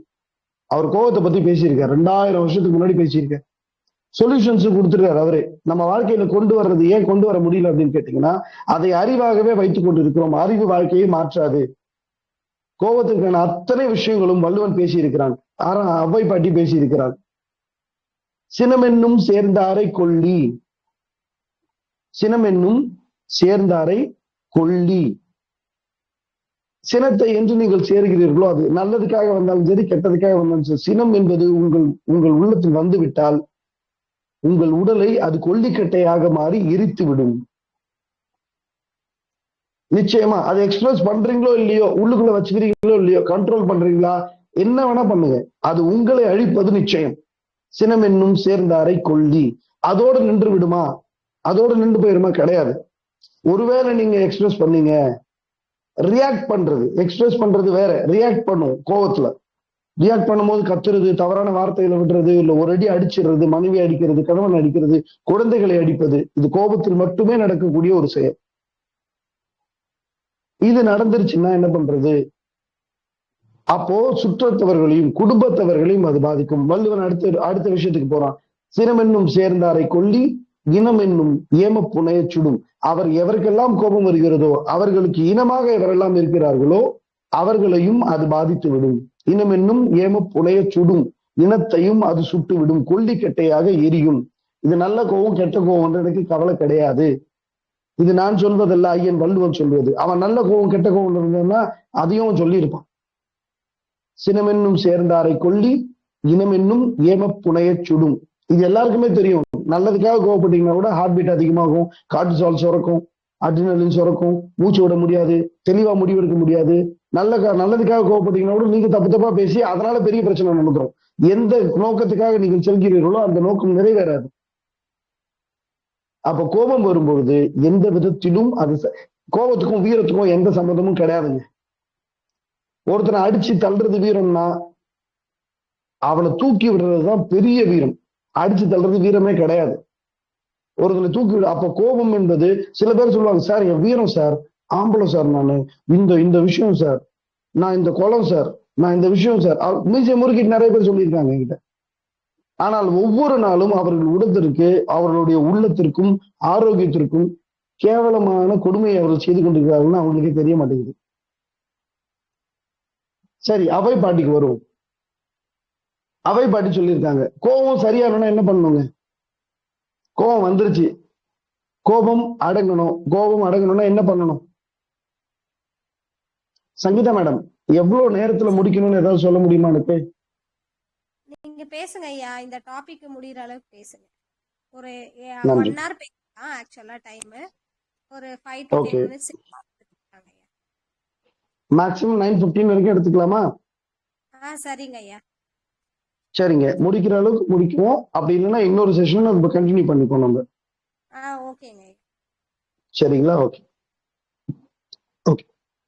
6வது சினம் அப்படின்னு சொல்லிருக்காங்க. கோபம் ஆறணும்னா என்ன பண்ணணுங்க? ஹலோ, தியானம் பண்ணலாங்க ஐயா. ஓகே, வேற? கோபம் வந்ததுக்கு அப்புறம் தியானம் பண்ணலாமா? இல்ல, அந்த ஒரு சின்ன நடை, அந்த இடத்தை விட்டு வேற இடத்துக்கு போய்க்கிறது. அந்த இடத்தை விட்டு வேற இடத்துக்கு போய்க்கலாம்.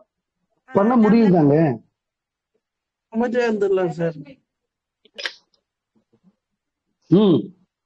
அமைதியா இருந்துடலாம்.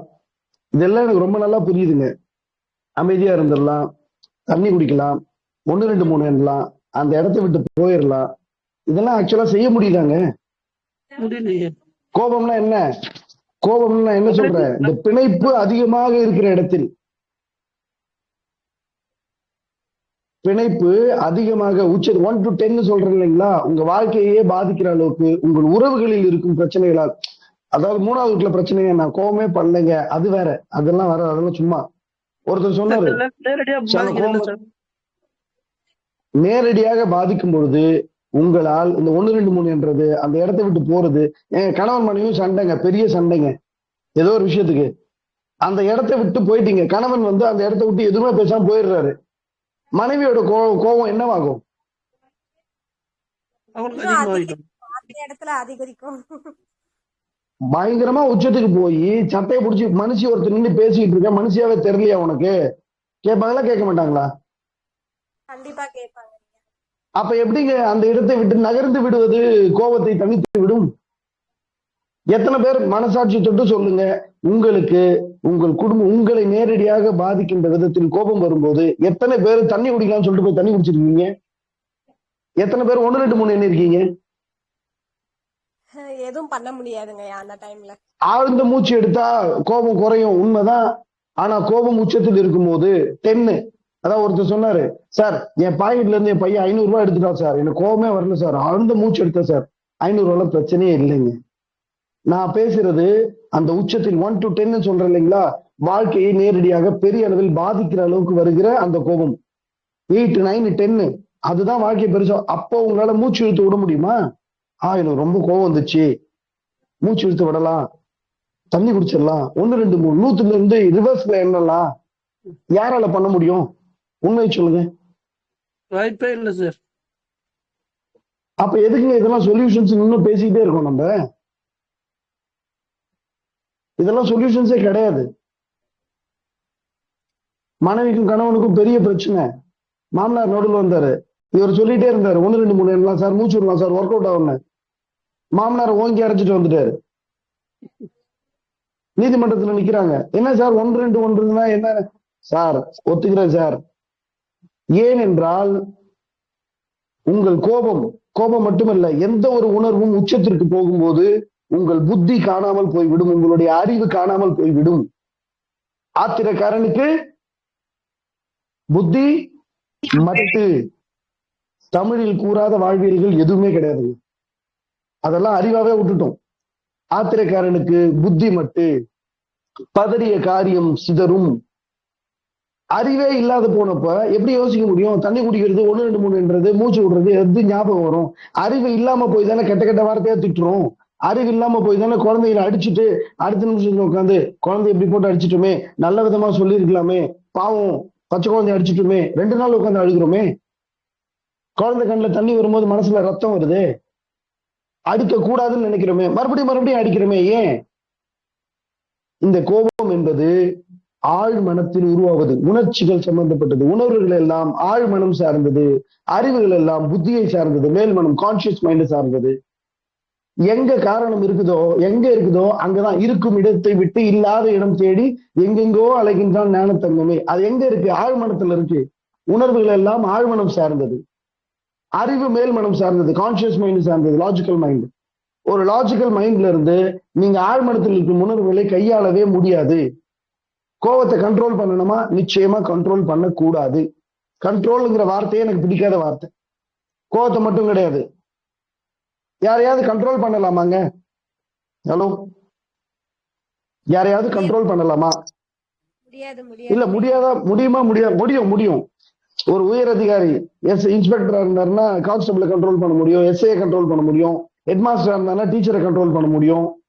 வீட்டுல கணவனே வந்து ரொம்ப ஆதிக்கமா இருந்தாரு, ஐயோ அவர்கிட்ட வச்சுக்க கூடாது அப்படின்னு மனைவி எல்லாம் பயந்து இருந்தாங்கன்னா கண்ட்ரோல் பண்ண முடியும்.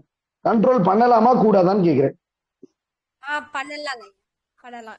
பண்ணலாமா? பண்ணலாம். சங்கீதா மேடம் சொல்லுங்க. பண்ணலாம் இல்லையா? உங்களை யாராவது கண்ட்ரோல் பண்ணா உங்களுக்கு பிடிக்குமா? முடியாதுங்க ஐயா. கண்ட்ரோல் பண்ணா முடியுமா முடியாதாங்கிறது வேறு. அது பதவியை பொறுத்து, அவங்களோட ஸ்டேச்சரை பொறுத்து, அவங்களோட ஸ்டேட்டஸை பொறுத்து முடியும் முடியாதுங்கிறது நடக்கும். ஆனா நான் என்ன கேக்குறேன், இங்க இருக்கிற யாராவது ஒருத்தருக்கு உங்களை கண்ட்ரோல் பண்ணா நீங்க சந்தோஷமா இருப்பீங்களான்னு கேக்குறேன். ஒரு கணவன் மனைவியை கண்ட்ரோல் பண்ணா மனைவிக்கு பிடிக்குமா? ஒரு மனைவி கணவனை கண்ட்ரோல் பண்ணி வச்சா உங்களுக்கு பிடிக்குமா? சந்தோஷமா யார் இருப்பீங்களா? கண்ட்ரோல் பிடிக்காது ஐயா. அதனாலதான் நான் தனியா அப்போ ஓகே, நான் சேர்ந்து கூட இருப்பவர்கள் எல்லாமே எல்லாமே ஓகேங்க. எந்த உயிருக்கும் இன்னொரு உயிர் தன்னை கட்டுப்படுத்துவது என்பது சரியான விஷயம் இல்லை. யாருமே சந்தோஷமா இருக்க முடியாது. அப்போ என்னை யாரும் உலகத்துல கண்ட்ரோலே பண்ணக்கூடாது. என் விருப்பங்கள் நான் கேட்கணும். கணவனா இருந்தா மனைவியோட விருப்பங்களை கேட்கணும். என்னம்மா எப்படிமா நினைக்கிற, ஏதுமா அப்படின்னு கேட்கணும். இல்ல நீ எதுவும் நினைக்க கூடாது, நான் சொல்றதான் செய்யணும். எந்த மனைவியும் விரும்ப மாட்டேன். அதே மனைவி கணவனுடைய நீங்க என்னங்க நினைக்கிறீங்க அப்படின்னு கேட்கணும். இல்ல நான் சொல்றதான் செய்யணும், நான் தான் வீட்டுக்கு அதிகாரியா இருப்பேன், என்கிட்டதான் நிறைய சொத்து இருக்கு, நான் சொல்றதான் நீ கேட்டாகணும், இன்னும் அடிமையாக இரு. கண்ட்ரோல் பண்ணனாவே ஒரு ஒரு ஒரு முதலாளி ஒரு அடிமை இருக்கிறான்னு அர்த்தம். ஒரு உயர்ந்த பதவியில் அப்ப கண்ட்ரோல் பண்றது உங்களுக்கு பிடிக்காது இல்லையா? அப்ப உங்களுக்கு வந்தா ரத்தம், மத்தவங்களுக்கு வந்தா தக்காளி சட்னியா? இல்ல, யாரையும் கண்ட்ரோல் பண்ணக்கூடாது, நாமளும் கண்ட்ரோல் ஆகக்கூடாது. நீங்க புரிந்து சொன்ன மாதிரி கொள்ள வேண்டும். எல்லாரையும் கேட்டுக்கலாம். எம்பதி அப்படின்னு சொல்லுவோம், எம்பதின்னு சொல்லுவோம், தமிழ்ல கண்ணோட்டம் சொல்லுவோம், அது அப்புறமா பேசுவோம். அப்ப கண்ட்ரோல் பண்றது அதே மாதிரிதான். எந்த ஒரு உணர்வுகளையும் நீங்கள் கட்டுப்படுத்த கூடாது. கோபத்தை கட்டுப்படுத்தினால் உள்ளேயே அழுந்தி அழுந்தி அழுந்தி அழுந்தி அழுந்தி ஒரு நாள் எரிமலையாக வெடிக்கும். அது உங்கள் ஆரோக்கியத்தை பயங்கரமா பாதிச்சிடும். ஹார்ட் அட்டாக்ல முடியும், பிபியோட உச்சத்துக்கு போய் முடியும். பிபி உள்ள அதிகமாக அதிகமாக கிட்னில இருந்து லிவர்ல இருந்து நுரையீரல இருந்து சரியா வேலை பார்க்காது. அப்ப கோபத்தை கட்டுப்படுத்த கூடாது. அப்ப கோபத்தை வெளிப்படுத்திடலாமா? கோபத்தை கட்டுப்படுத்தினா இவ்வளவு பிரச்சனை இருக்கு. வள்ளுவன் வேற சொல்லிட்டான், சிறுமண்ணும் சேர்ந்தாரை கொல்லி. அந்த கொல்லி கட்டிய நெருப்பு ஃபுல்லா உள்ள வச்சிருந்தா மொத்தத்தையும் எரிச்சு விட்டுரும். வெளிப்படுத்திடலாமா? வெளிப்படுத்தலாமா? கஷ்டமாயிடுங்களே ஐயா. வெளிப்படுத்தினா உள்ள இருக்கிற நெருப்பு பூச்சி எடுத்து வைக்க பொருளை வச்ச மாதிரி மொத்த வைக்க போறோம் பத்திக்கும், மொத்த குடும்பமும் போயிடும். நம்மளோட புராணங்கள்ல நிறைய பேர் புராணங்கள் இருக்குதா இல்லையா, நடந்துதா நடக்கலையா, கடவுள் இருக்காரா இல்லையா, ராமாயணம் மகாபாரதம் உண்மையா இல்லையா, இதுக்குள்ளெல்லாம் நான் போல. நம்ம பேசுற விஷயங்கள் எல்லாம் மனிதனுக்கானது, உயிருக்கானது. இந்த புராணங்கள்ல ஒரு நல்ல விஷயம் இருக்கு அப்படின்னா அதை எடுத்துக்கிறதுல எந்த தவறு இருந்தா ஒதுக்கிடுவோம். ராமாயணத்துல பெரிய வில்லன் யாருங்க? ராமாயணத்துல வில்லன் யாருங்க இருக்கிற? ராமாயணத்துல வில்லன் ராவணன். ராவணன் சார். நீங்க பேசுறது கேட்கல எனக்கு. ராவணன். ஹலோ, பேர் மறந்து வச்சு அதனாலதான் உங்ககிட்ட கேக்குறேன். ராவணன் சொல்லலாம் மேடம். நீங்க பேசுறது எனக்கு கேட்கல. நான் பேசுறது கேக்குதா? கேக்குதுங்களா ஐயா? கேக்குதுங்களா?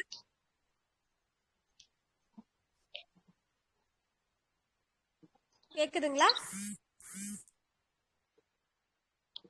ஓகே, நான் அந்த பேர் ஞாபகம் சொல்றேன். உங்களுக்கு கேக்குதுன்னு நான் நம்புறேன். நானு யாராவது ஒருத்தர் சாட் பாக்ஸ்ல போட்டாலும் ஓகே, ஏதோ பதில் சொன்னாலும் ஓகே.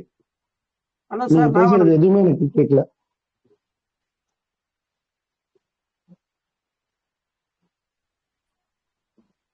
ஹலோ, சரி ஓகேங்க. ராமாயணத்துல வர அவர் ரொம்ப பெரிய சிவபக்தன். அவர் அந்த சிவபக்தன் 10,000 வருடம் தவ வலிமை கொண்டவர். அவ்வளோ நல்லவன். தன்னுடைய இலங்கையே இலங்கை அதிபராக இருந்து இலங்கையே சொர்ண பூமிங்கிற அளவுக்கு மக்களை சரியா பார்த்துக்கிட்டவன். அந்த அளவுக்கு பெரிய ஆளா இருந்தவன், அந்த அளவுக்கு நியாயவாதியா இருந்தவன், அவ்வளோ நல்லவனா இருந்தவன். ஏன் கோவத்தால எப்படி கெட்டு போறான்? தங்கச்சி சொல்லும் போது கோவத்துல எழுந்துக்கிறான். சூர்பனகை சொல்லும் போது சூர்பனகை பத்தி தெரியும் அவனுக்கு, அவள் எப்படிப்பட்டவள். சில நேரங்களில் அவர்கள் தவறுகள் செய்கிறார். அதை பொறுமையா கேட்டு என்ன இது நடந்தது கேட்டிருந்தானா அவன் நியாயமா சொல்லியிருப்பான். ஆனால் அவன் கோவப்பட்டு எழும்பொழுது அவன் அடிக்கிறான். அவன் அவ்வளோ பெரிய பலசாலி. அவன் ராவணேஸ்வரன் அவ்வளோ பெரிய ஈஸ்வரனுக்கு இணையாக பட்டம் பெற்றவன். ஈஸ்வரனுக்கு இணையா யாருமே பட்டம் கிடையாது. 2 பேருக்கு மட்டும்தான் ஈஸ்வர பட்டம், சனீஸ்வரனுக்கும் ராவணனுக்கும். சனீஸ்வரனாவது கடவுள், ராவணன் மனிதன், அதுவும் மனிதன் கூட கிடையாது, அரக்கன். அவனுக்கு ஈஸ்வர பட்டம் ஏன் வந்தது? அவ்வளவு பெரிய சிவபக்தன் அவன். 10,000 வருடம் வலிமை பெற்றவன், வீணையை வாசிப்பவன். அவன் வீணை வாசிச்சா சிவனை இறங்கி வருவானா? அவ்வளவு பெரிய பக்தன் அவன். அவன் ஏன் அடிக்கிறான்? அவ்வளவு கோபம் அவனுக்கு. தங்கச்சி வந்து சொன்ன உடனே சூர்பனுக்கு அருந்த மூக்கூட பார்த்த உடனே என் தங்கச்சி அவன்டா அறுத்தான், மூக்கு அறுத்துட்டான் அப்படின்னு சொல்லிட்டு போனா. தவறுகள் மேல் தவறுகள் செய்கிறான், அத்தனையும் நடக்கிறது. அவன் அடிக்கிறான், அவன் குடும்பமே அடிக்கிறது, அண்ணன் தம்பி அவ்வளோ பலசாலிங்க எல்லாருமே. விபீஷணனை விட அறிவாளி அவனும் கிடையாது. அவன் பக்கத்துல இருந்தும் அவன் சொல்ல அவன் கேட்கல. இலங்கையே அடிக்கிறது. இதுதான் வள்ளுவன் சொன்னது, சினம் என்னும் சேர்ந்தாரை கொண்டி இனம் என்னும் ஏமப்பொருள். ஒரு அரசனுக்கு கோபம் வந்தால் தவறான செய்திகள் நாடே அழியும். அப்போ இந்த கோபத்தை வந்து ஆற்றுவதற்கு நிறைய சொல்யூஷன் சொல்றோம். அதெல்லாம் அறிவில் இருப்பது. அறிவே வேலை பார்க்காதப்போ அதெல்லாம் எனக்கு பயன் தராது. அவை பாட்டி சொன்னது பொய்யா? கோபம் ஆறணும் அப்படின்னு சொன்னா எதுவுமே பண்ண வேணாம், கம்முன்னு இருந்தா போதும், அதுவே தானே ஆறிடும். அதனாலதான் அவை பாட்டி என்ன சொன்னா, ஆறுவது சினம். ஆனா இங்க என்ன பிரச்சனைன்னா, அந்த சினம் ஆறுகிற வரையில் நம்மளால சும்மா இருக்க முடியுதா? இப்ப கலங்கிய நீர் இருக்கு, அதை தெளியணும் அப்படின்னு சொன்னா எதுவுமே பண்ண வேணாம், அப்படியே அன்டிஸ்டர்ப்டா விட்டீங்கன்னா அது தெளிஞ்சிடும். அதே மாதிரிதான் கோபமும், அது ஆறிவிடும். ஆனா 5 நிமிஷத்துல ஆறுதா, 10 நிமிஷத்துல ஆறுதா, 15 நிமிஷத்துல ஆறுதா, ஒவ்வொருத்தருக்கும் மாறுபடும். ஆனா அந்த 5 நிமிஷத்துல நம்மளால சும்மா இருக்க முடியுமா? ஃபிராக்ஷன் ஆஃப் செகண்ட் போதும், ஒரு நொடி போதும். ஒரு நொடியில் நாம் செய்ய வேண்டியதெல்லாம் செஞ்சிடும். ஒரு அடியோ, ஒரு வார்த்தையோ, தவறான செய்கையோ, தவறான வார்த்தைகளோ எல்லாம் செஞ்சிருவோம். வாழ்க்கையே புரட்டி போடுகிற அளவுக்கு வாழ்க்கை மாறி விடுகிறது. கோபம் ஆறுகிற வரையில் பெரிய சவால் என்னன்னா, நம்மளால சும்மா இருக்க முடியாது, ரியாக்ட் பண்ணிடுவோம். கோபம் ஆறுவது சினம். அவை பாட்டி சொன்ன பாடம் என்னன்னா, ஆறுகிற வரையில், நல்லா கேட்டுக்க, ஆறுகிற வரையில் கோபத்தை, சினம் ஆறுகிற வரையில் வாயாலும் கையாலும் பேசி விடாதே. பேசினா வாழ்க்கை காலி. பேசினா நமக்கு சேலஞ்ச் என்னன்னா, அது ஆறுகிற வரையில் நம்மளால அமைதியா இருக்கவே முடியல. ஏன் இந்த கோபத்தை கையாள முடியல? இந்த 1 2 3 என்றது, தண்ணி குடிக்கிறது, அந்த இடத்த விட்டு போயிருது, இளையராஜா பாட்டு கேட்கறது, மூச்சு நல்லா இழுத்து விடுறது. மூச்சு நல்லா இழுத்து விடுறது ஒர்க் அவுட் ஆகும். எப்பன்னு சொல்றேன் நான். கோபத்தை கையாளுவது, anchor management is knowledge R skill? எனக்கு சொல்லுங்க, அது அறிவா இல்ல ஒரு திறனா? பேச முடியுமா? இப்ப யாராவது பேசுனீங்கன்னா ஸ்கில்லுன்னு தான் சொல்லணும். ஓகே, நீங்க பேசுறது எனக்கு கேட்கல, என்னன்னு தெரியல. சரி பரவாயில்ல, நான் பேசுறேன், கேட்குதுன்னு நம்புறேன் நான். கோபத்தை கையாளுதல் என்பது அறிவு கிடையாது.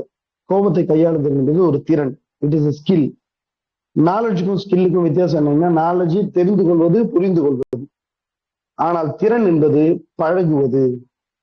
சைக்கிள் ஓட்டுறது எப்படி கத்துக்க முடியும்னா, சைக்கிள் எப்படி பிடிச்சிட்டு நடந்து போகணும், 30 நாள் சைக்கிள் ஓட்டுறது எப்படி, புக்கு படி இறங்கி அதை பழகணும். அரைப்படல் போடணும், முக்காப்படல் போடணும், சீட்ல உட்காரணும், அடி போடும், நிறைய நடக்கும். அது பழகினதுக்கு அப்புறம் தான். கோபத்தை கோபம் வந்ததுக்கு அப்புறம் என்ன பண்ணணுங்க? ஒரு பெரிய $1 மில்லியன் கொஸ்டின். கோபம் வந்ததுக்கு அப்புறம் என்ன பண்ணணும்? $1 மில்லியன் பதில் என்னன்னா, கோபம் வந்து விட்ட பிறகு எதுவுமே செய்ய முடியாது. கோபம் வந்து விட்ட பிறகு எதுவுமே செய்ய முடியாது. ஆனால் கோபம் வருவதற்கு முன்னால் ஒரு பயிற்சி செய்யலாம். ஒரு போர் வந்துருச்சுன்னு வச்சுக்கோங்க, சண்டை வந்துருச்சு, ஒரு நாட்டுல போர் வந்துருச்சு, அப்ப போய் சண்டை கத்துக்கலாமா? சண்டை வந்ததுக்கு அப்புறம் என்ன பண்றதுன்னு யோசிக்கலாமா? ஒரு நல்ல அரசன் என்ன பண்ணுவான்? அவனுக்கு சண்டையே பிடிக்காதுங்க, போரே அவனுக்கு பிடிக்காது. என் நாடு நல்லா இருந்தா போதும்னு நினைக்கிறான். அவன் வந்து என்ன பண்ணுவான்? ஒரு பெரிய ஆர்மி, ஒரு பெரிய படையை வச்சுப்பான், படைக்கு பயிற்சி கொடுப்பான், எல்லா ஆயுதங்களையும் கூர்மையாக தீட்டி வைத்து கொண்டிருப்பான். அப்பப்போ அதை தீட்டி வச்சுட்டு இருப்பாங்க. ஏன்? அது வரும்போது சண்டை வேண்டும், வரும்போது நம்மளை காப்பாற்றிக்கணும். கோபம் வரும்போது நம்மை காப்பாற்றிக் கொள்வதற்கு முன்னரே ஒரு போர் பயிற்சி தேவை. அந்த பயிற்சி செய்யாவிட்டால் வந்து விட்ட பிறகு எதுவுமே செய்ய முடியாது. போர் பயிற்சியே பண்ணாம சண்டை வந்ததுக்கு அப்புறம் சண்டை கத்துக்கிட்டா செத்துதான் போகும். இந்த கோபம் வருவதற்கு முன்னால் வாழ்க்கையில் ஒரு முக்கியமான பயிற்சி அது. மனத்தை கையாளுகிற பயிற்சி, உணர்வுகளை கையாளுகிற பயிற்சி. அது ரொம்ப ரொம்ப முக்கியம். அது தினந்தோறும் செய்யணும். குழந்தைங்களுக்கு எல்லாம் அபாக்கஸ் அனுப்புறோம், சைக்கிளிங் அனுப்புறோம், கராத்தே அனுப்புறோம், சிலம்பம் அனுப்புறோம். நம்மளும் எல்லாம் போயிருக்கிறோம், ஸ்கூலா போய் படிச்சிருக்கிறோம். ஆனால் வாழ்க்கையை மாற்றுகிற இந்த சிறந்த பயிற்சி. சைக்கிள் ஓட்ட கத்துக்கலன்னா சைக்கிள் ஓட்ட முடியாது. கார் டிரைவிங் போயிட்டு நான் கத்துக்கலன்னா கார் ஓட்ட முடியாது. அந்த பயிற்சி எடுக்கலன்னா ஓட்ட முடியாது. நீச்சல்ல தண்ணியில இறங்கி தத்தக்கா நடிச்சு அதுக்கு பயிற்சி பண்ணி ஒரு 6 மாசம் 3 மாசம் அப்படின்னு பயிற்சி பண்ணாதான் அந்த நீச்சல் வரும். ஏன் கோபத்தை கையாள முடியல என்னால? அப்ப கோபத்தை அடக்கலாமா? அடக்கவே கூடாது, கட்டுப்படுத்தவே கூடாது. கோபத்தை வெளிப்படுத்தலாமா? வெளிப்படுத்தவே கூடாது. வெளிப்படுத்தினா மொத்தம் எரிஞ்சு போயிடும், குடும்பமே அழிஞ்சிரும். அப்ப கோபத்தை என்ன செய்யணும்? கையாள வேண்டும். கோபத்தை கட்டுப்படுத்தக்கூடாது, கோபத்தை அப்படியே வெளிப்படுத்தக்கூடாது. You should not react, you should not control your anger, you should only handle your anger. அதற்கு சரியான வடிகாலை வைத்து அந்த வடிகால் மூலமாக அது தனியா போகணும். அந்த கோபத்தை கையாள வேண்டும். இது எல்லா உணர்வுகளுக்கும் பொருந்தும். எந்த உணர்வையும் நீங்கள் கட்டுப்படுத்தக்கூடாது. அது அழுகையோ, கோபமோ, பழி உணர்ச்சியோ, சந்தோஷமோ, எந்த விஷயமான உணர்வுகளை கையாள வேண்டும், கட்டுப்படுத்தக்கூடாது. வந்த விதத்துல ஃப்ரீ லைசன்ஸ் கொடுத்து அதை எக்ஸ்பிரஸும் பண்ண கூடாது. சரிங்க, இந்த பயிற்சியை பண்ணிட்டா கோபமே வராம இருக்க முடியுமா? கோபம் வராதவர்கள் யாராவது இருக்கிறீங்களா? என்னை பார்த்து கேட்டிருக்காங்க நிறைய பேர். சார் இவ்வளோ பேசுறீங்களே, நீங்க ஏதோ பயிற்சி எல்லாம் பண்ணிருக்கீங்கன்னு சொல்றீங்க, அது என்ன பயிற்சின்னு தான் சொல்றேன் நான். உங்களுக்கு கோபமே வராதா அப்படின்னு கேட்டிருக்காங்க. உங்களுக்கு கோபமே வராதா? எனக்கும் கோபம் வரும். ஆனால் அந்த கோபத்தினுடைய அந்த டிகிரி இருக்கு பாத்தீங்களா, 1 to 10, அது கொஞ்சம் கொஞ்சமா முன்ன 7ல இருந்தேன், 8ல இருந்தேன். அப்ப என்ன சொல்லியிருக்கேன்? நான் ஏன் கோவப்படக்கூடாது? என் மேல என்ன தப்பு? சரியான காரணத்துக்கு தானே கோவப்பட்டேன் அப்படின்லாம் சொல்லிட்டு இருந்தேன். ஆனா இப்போ எந்த விதமான காரணத்திற்கும் கோபம் வருவது தவறு என்பதை மனதார உணர்ந்திருக்கிறேன். அதனால் வரும் இழப்புகளை நான் வாழ்க்கையில் சந்தித்து இருக்கிறேன். ஒரு பூ நெருப்புல துடிக்கிற மாதிரி துடிச்சிருக்கேன். அதை உணர்ந்த மாத்திரத்தில் கோபம் எந்தவித காரணத்தினாலும் வரவே கூடாது, நல்லதுக்காக கோவப்படக்கூடாதான்றதுக்கு நான் பதில் சொல்றேன். நான் அது ஒரு விஷயம் இருக்கு, பாரதி கொடுத்திருக்கிறான் நமக்கு அது. அப்போ அந்த கோபத்தை எந்த விதத்துக்காக படக்கூடாது அப்படின்னு நான் உணர்ந்து விட்டேன். அது கொஞ்சம் கொஞ்சமா 7ல இருந்து 6 ஆயிருக்கு, 6ல இருந்து 5 ஆயிருக்கு, 5ல இருந்து 4க்கு போற பயணத்தை நான் நடத்திக்கிட்டு இருக்கேன். அது போயிட்டே இருக்கு. இது நான் சொன்ன பதில் கிடையாது, இது என் வாழ்க்கையை நான் அனுபவித்தது. ஆனால் ரொம்ப அற்புதமான விஷயம் என்னன்னா, இது எல்லாத்துக்கும் பதில் 2000 வருஷத்துக்கு முன்னாடி மறுபடியும் ஐயன் திருவள்ளுவனே கொடுத்திருக்கிறார். மனுஷனா கோபம் வருங்க, செத்த போனத்துக்கு தான் கோபமே வராம இருக்கும். மனுஷனா கோபம் வரத்தான் செய்யும், அது நல்ல காரணமும் கெட்ட காரணமும். ஆனா அதுல பியூட்டி என்னன்னா, அழகு என்னவென்றால் அது தவறு என்பதை நாம் உணர்ந்துகிற நேரம், அந்த கோபம் என்னை அழித்து விடும் என்று உணர்கிற நேரம், அதிலிருந்து பவுன்ஸ் பேக், அதிலிருந்து உடனே ரியலைஸ் பண்ணி உணர்ந்து அதில் வெளிவருகிற நேரம் எவ்வளவு, அதுதான் முக்கியம். வள்ளுவன் சொல்றாரு, குணம் என்னும் குன்றேறி நின்றார், குணம் என்னும் குன்று ஏறி நின்றார். வள்ளுவனோட பாஷையில டிக்ஷனரியில குணங்கள் அப்படின்னா நல்ல நல்ல குணங்கள், அன்பு, அடக்கம், பாசம், நேசம், கற்றறிந்தவன், இது எல்லாத்தையும் படிச்சு குடிச்சு எல்லாம் பண்புடையவனாக இருக்கிறான். அந்த குணங்கள் எல்லாம் ஒரு மலை மாதிரி கூச்சி வச்சுக்கோன்னா, அது மேல ஒருத்தர் ஏறி நிக்கிறான்னா அவன் எவ்வளவு பெரிய நல்லவன், எவ்வளவு பெரிய பண்புடையவன், எவ்வளவு பெரிய அடக்கமுடையவன். அப்படிப்பட்ட மனுஷனுக்கு கோபம் வருமா? வரலாமா? குணம் என்னும் குன்று ஏறி நின்றார். எல்லாத்தையும் இந்த கால் மேல போட்டு அந்த மாஸ்டர் பண்ணியிருக்கான், எல்லா நல்ல குணங்களை எல்லாம் எஸ் மாஸ்டர்ட். அவனுக்கு கோபம் வருமானா? வள்ளுவன் வரும்னு சொல்றார். குணம் என்னும் குன்றேறி நின்றார் வெகுளி. வெகுளினா கோபம், அவருக்கு கோபம் வருமா? ஆனா எனக்கு வர கோபத்துக்கும் அவனுக்கு வர கோபத்துக்கும் என்ன வித்தியாசம்? அடுத்த வரியில சொல்றாரு, சினமென்னும் குணமென்னும் குன்று ஏறி நின்றார் வெகுளி, கனமேயும் காத்தலரிது. அவர்களுக்கு கோபம் வருமாம், வந்த அடுத்த கணமே அது கோபம் வந்து விட்டது, இந்த கோபத்தை கையால் அந்த கோபத்தை விட்டு வெளியில வந்துருவாங்களாம். அதை ஒரு கணம் கூட அவர்கள் காக்க மாட்டார்கள், ஒரு கணம் கூட அந்த கோபத்தில் நிற்க மாட்டார்கள், அடுத்த நொடியே வெளியில வந்துருவாங்களாம். அந்த அளவுக்கு ஒரு ரியலைசேஷன் பவர், உணர்தல் அவர்களுக்கு இருக்கும். அந்த உணர்தல் ஒரு பயிற்சியின் மூலமாகத்தான் வருமே தவிர அறிவு மூலமாக வரவே வராது. இப்ப நான் சொல்றதெல்லாம் கேட்கிறீங்க இல்லையா, இதெல்லாம் அறிவு தான். இந்த அறிவு உங்கள் வாழ்க்கையை மாற்றுமா என்றால் அறிவு முதல் படி. நாலேஜ், அறிவு முக்கியம் இல்லைன்னு நான் சொல்லுங்க, தயவு செஞ்சு யாராவது தப்பா புரிஞ்சுக்காதீங்க. அறிவு முக்கியம் கிடையாது, நாலேஜ் இஸ் நாட் பவர்ஃபுல் சொல்லணும், நாலேஜ் இஸ் நாட் நெசசரின்னு சொல்லல. Knowledge is the first step. நான் ஒரு 4வது மாடிக்கு போகணும் அப்படின்னு சொன்னா என்னோட முதல் படியில் ஏறி நிற்பது சரியான அறிவை தெரிந்து கொள்வது, முழுமையான அறிவை தெரிந்து கொள்வது. தெரிந்து கொண்ட அறிவு 99.9% தெளிவும் உறுதியும் இருக்கக்கூடிய அறிவாக இருக்க வேண்டும். நம்ம ஒண்ணு சொல்லுவோம், இப்ப கூட நிறைய கேள்விகள் கேட்டேன், ஆமான்னு சொல்லிட்டீங்க, அப்புறம் நான் வேற ஒரு அப்படியா, அப்படி இல்லை சார், மாத்திக்க சார், கொலை பண்றது நல்லதா தவறா அப்படின்னு கேட்டேன். நல்லது கெட்டதுன்னு சொல்லணும், ஒரு இடத்துல நல்லதுன்னு சொல்றோம். அப்போ நமக்குள்ளவே அந்த பெரிய மாற்றங்கள் இருக்கு. அப்போ 99.9% தெளிவும் உறுதியும் எங்க இருக்கும்னா, எனக்கு இருக்கிற ஒரே அளவுகோல் உன்னதமான நோக்கம். நானும் நல்லா இருக்கணும், என்னை சுற்றி இருக்கும் எல்லா உயிர்களும் நன்றாக இருக்க வேண்டும் என்ற நோக்கத்தில் வந்தால் அது நல்லது. அதுல ஒண்ணு தப்பானா கூட நான் நல்லா இருக்க மாட்டேன், இல்ல என்னை சுத்தி இருக்கிற ஏதாவது உயிருக்கு ஆபத்து, அதுக்கு தீங்கு விளைவிப்பேன் என்றால் இது ரெண்டுத்துல எது நடந்தாலும் அது அறம் கிடையாது, அது நல்லது கிடையாது. இந்த தெளிவு முக்கியமா இருக்கணும். அப்ப வள்ளுவன் மனிதனாக இருந்தால் கோபம் வரும், குணமென்னும் குன்றேறி நின்றார் வெகுளி கணமேயும் காத்தலர், இது ஒரு கணம் கூட அதை காக்க மாட்டார்கள். இந்த பயிற்சியை, இந்த திறன் எனக்குள் வர வேண்டுமானால் நான் என்ன செய்ய வேண்டும்? இந்த திறன் எனக்குள்ள வரணும்னா நான் என்ன செய்யணும்?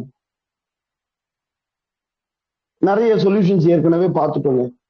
கோவத்தை கண்ட்ரோல் பண்ணணும், கோவத்தை கண்ட்ரோல் பண்ணக்கூடாது, கோவத்தை எக்ஸ்பிரஸ் பண்ணக்கூடாது. Instead you have to handle your anchor, handle your stress, handle your anxiety.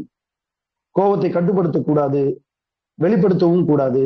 கோவத்தை கையாள வேண்டும், சரியான முறையில் கையாள வேண்டும். வார்த்தைகளில் கூட தெளிவு இருக்கணும். இனிமே கண்ட்ரோல்ங்கிற வார்த்தையை நம்ம வாழ்க்கையில பயன்படுத்தாம இருந்தோம்னா ரொம்ப ரொம்ப நல்லது. குழந்தைகளை கட்டுப்படுத்தக்கூடாது, கணவனை கட்டுப்படுத்தக்கூடாது, மனைவியை கட்டுப்படுத்தக்கூடாது, உறவுகளை கட்டுப்படுத்தக்கூடாது, எந்த ஒரு உயிரையும் எந்த ஒரு உயிரும் கட்டுப்படுத்தவே கூடாது. ஏன்னா என்னை கட்டுப்படுத்துறது யார் கட்டுப்படுத்தினாலும் எனக்கு பிடிக்கல.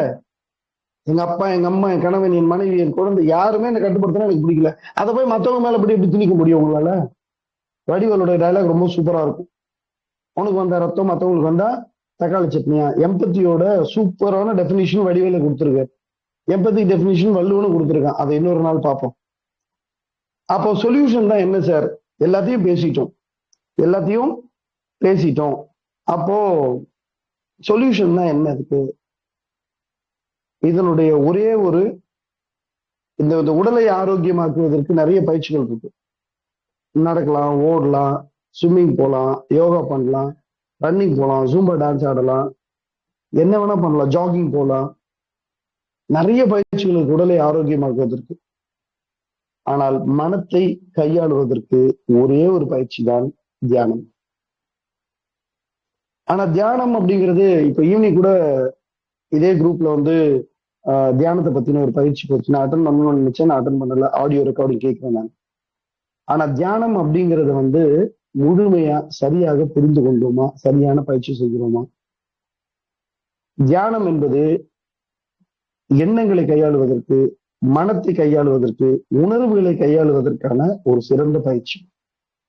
ஆனா அந்த பயிற்சி எப்படி ஒர்க் அவுட் ஆகுது, எப்படி இட் இஸ் சயின்டிபிக் அப்ரோச்சுங்க. தியானம் என்பது எந்த கடவுளுக்கும் தியானத்திற்கும் சம்பந்தம் கிடையாது, எந்த மதத்திற்கும் தியானத்திற்கும் சம்பந்தம் கிடையாது. இது கடவுள் சார்ந்த ஒரு விஷயமாவோ மதம் சார்ந்த ஒரு விஷயமாவோ இது வருவதே கிடையாது. இது ஒரு மனத்தில் எவருக்கெல்லாம் எண்ணங்கள் இருக்கிறதோ, எவர்களுக்கெல்லாம் உணர்வுகள் இருக்கிறதோ, எவரெல்லாம் உணர்வுகளை கையாள வேண்டும் நினைக்கிறார்களோ, எவரெல்லாம் உறவுகளை பாதுகாத்துக் கொள்கிறார். இந்த கோபம் வந்துச்சுன்னா, நான் ஏற்கனவே சொன்னேன், மனுஷன் நிம்மதியா சந்தோஷமா வாழ்றதுக்கு 3 விஷயம் முக்கியம்: ஆரோக்கியம், செல்வம், உறவுகள். கோபம் வந்துருச்சுன்னா முதல்ல ஆரோக்கியத்துக்கு நேர் எதிரி கோபம். எல்லா விஷயத்தையும் பார்த்துட்டோம். கார்டிசால் சுரக்கும், அட்ரினலின் சுரக்கும், மூச்சு விட முடியாது, ஹார்ட் பீட் அதிகமாகும், நாடி துடிப்பு அதிகமாகும், தலைவலி வரும், பிபி வரும். இதை உங்களால தடுக்கவே முடியாது. நல்லதுக்கோ காரணத்துக்கோ தடுக்கவே முடியாது. உங்கள் ஆரோக்கியத்தை கெடுத்துக் கொண்டால் நிம்மதியும் சந்தோஷமும் போயிடுச்சு வாழ்க்கையில. சரி, உறவுகள் எப்படி இருக்கும்? ஆரோக்கியம் கோபம் வந்துச்சுன்னா சத்தியமா அங்க உறவு சரியா இருக்கிறதுக்கான வாய்ப்புகளே ரொம்ப ரொம்ப ரொம்ப ரொம்ப குறைவு. எதிராளிகள் கேட்டுக்கொண்டு போனால், மனைவி அடங்கி போனால்னா, குழந்தை அடங்கி போச்சுன்னா, கணவன் அடங்கி போனான்னா, இல்ல வேலை செய்யற இடத்துல கோவப்பட்டோம்னா, எந்த ஒரு இடத்திலும் ப்ரொஃபஷனலாவோ பர்சனலாவோ கோபம் இருந்ததுன்னா உங்களோட உறவுகளை அது பாதித்து விடும். All the personal relationship and the professional relationship will be gone, will be tampered. அதுல எந்த மாற்றமும் கிடையாது. செல்வம், காசு வருமா? கோவக்காரன் சரியா சிந்திக்க முடியாது, சரியா வேலை செய்ய முடியாது, சரியா பிசினஸ் பண்ண முடியாது, கிளைண்ட்ஸை சரியா அப்ரோச் பண்ண முடியாது. பிசினஸ்ல இருந்தா கோவமே கூடாதுன்னு சொல்லுவாங்க. அப்போ மனுஷன் நிம்மதியா சந்தோஷமா இருக்கிறதுக்கு ஆரோக்கியம், செல்வம், உறவுகள் 3த்துக்கும் 3 முக்கியம். இது 3த்துக்குமான நேராவோ இல்லது ஏதாவது இன்டைரக்டாவோ டைரக்டாவோ இதுக்கான பெரிய எதிரி கோபம். கோபம் படவே கூடாது. கோபத்தை கையாளுவதற்கான பயிற்சிகள் சில பேசிட்டு இருக்கோம். அது எதுவுமே ஒர்க் அவுட் ஆகல. சும்மா பேசினே இருக்கிறோம். எனக்கு வந்துருச்சுன்னா எதுவுமே ஒர்க் அவுட் ஆகுன்றது மனசாட்சி தொட்டு எல்லாருக்குமே தெரியும். ஆனால் தியானம்னா என்ன? 2 விஷயம் இருக்கு இந்த வாழ்க்கையில. Reaction, response. ரியாக்ட் பண்ணணுமா, ரெஸ்பாண்ட் பண்ணணுமா? இந்த ரியாக்ஷனுக்கும் ரெஸ்பாண்டுக்கும் வித்தியாசம் என்னன்னு யாராவது சொல்ல முடியுமா?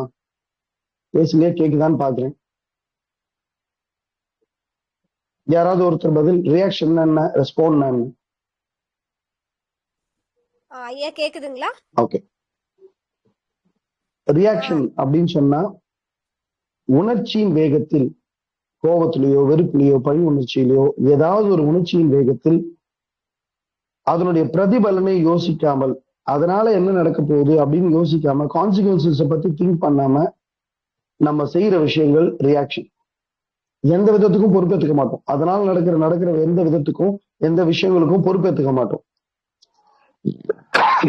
ரெஸ்பாண்ட் அப்படிங்கிறது என்னன்னா, கொஞ்சம் நிதானமாகி இது நான் சொல்ல போற வார்த்தையாலேயோ செய்ய போற செயலாலேயோ என்னென்ன நடக்கும் அதெல்லாம் ஆலோசிச்சு அது நல்லதா கெட்டதான்னு முடிவு பண்ணி நடக்கிற எல்லாத்துக்கும் நான் தான் பொறுப்பு அப்படின்னு பொறுப்பேற்றுக்கிட்டு சொல்லுகிற வார்த்தையோ செய்கிற செயலோ தான் ரெஸ்பான்ஸ். கோபத்துல இருக்கும்போது நிச்சயமாக உங்களால் ரெஸ்பாண்ட் பண்ணவே முடியாது. ரியாக்ட் மட்டும்தான் பண்ண முடியும். எந்த ஒரு உணர்ச்சியின் உச்சத்தில் இருக்கும் போதும், அது கோபம் மட்டும் கிடையாது, சந்தோஷத்தோட உச்சியில இருக்கும்போது ரியாக்ட் தான் பண்ணுவீங்க. மன அழுத்தத்தோட உச்சியில இருக்கும்போது ரியாக்ட் தான் பண்ணுவீங்க. சோகத்தோட உச்சியில இருக்கும்போது ரியாக்ட் தான் பண்ணுவீங்க. பழி உணர்ச்சியோட உச்சத்துல இருக்கும்போதும் ரியாக்ட் தான் பண்ணுவீங்க. அப்ப எந்த உணர்வின் உச்சத்தில் இருக்கும்போது ரியாக்ட் தான் பண்ணுவோம். அந்த உணர்வுகள் உச்சம் இருக்கும்போது அறிவு வேலை பார்க்காது. அப்ப எங்க இருந்து அது வேலை பார்க்கும்னா, அந்த சீட்ல வந்து உட்கார்றது ஆழ்மனம்.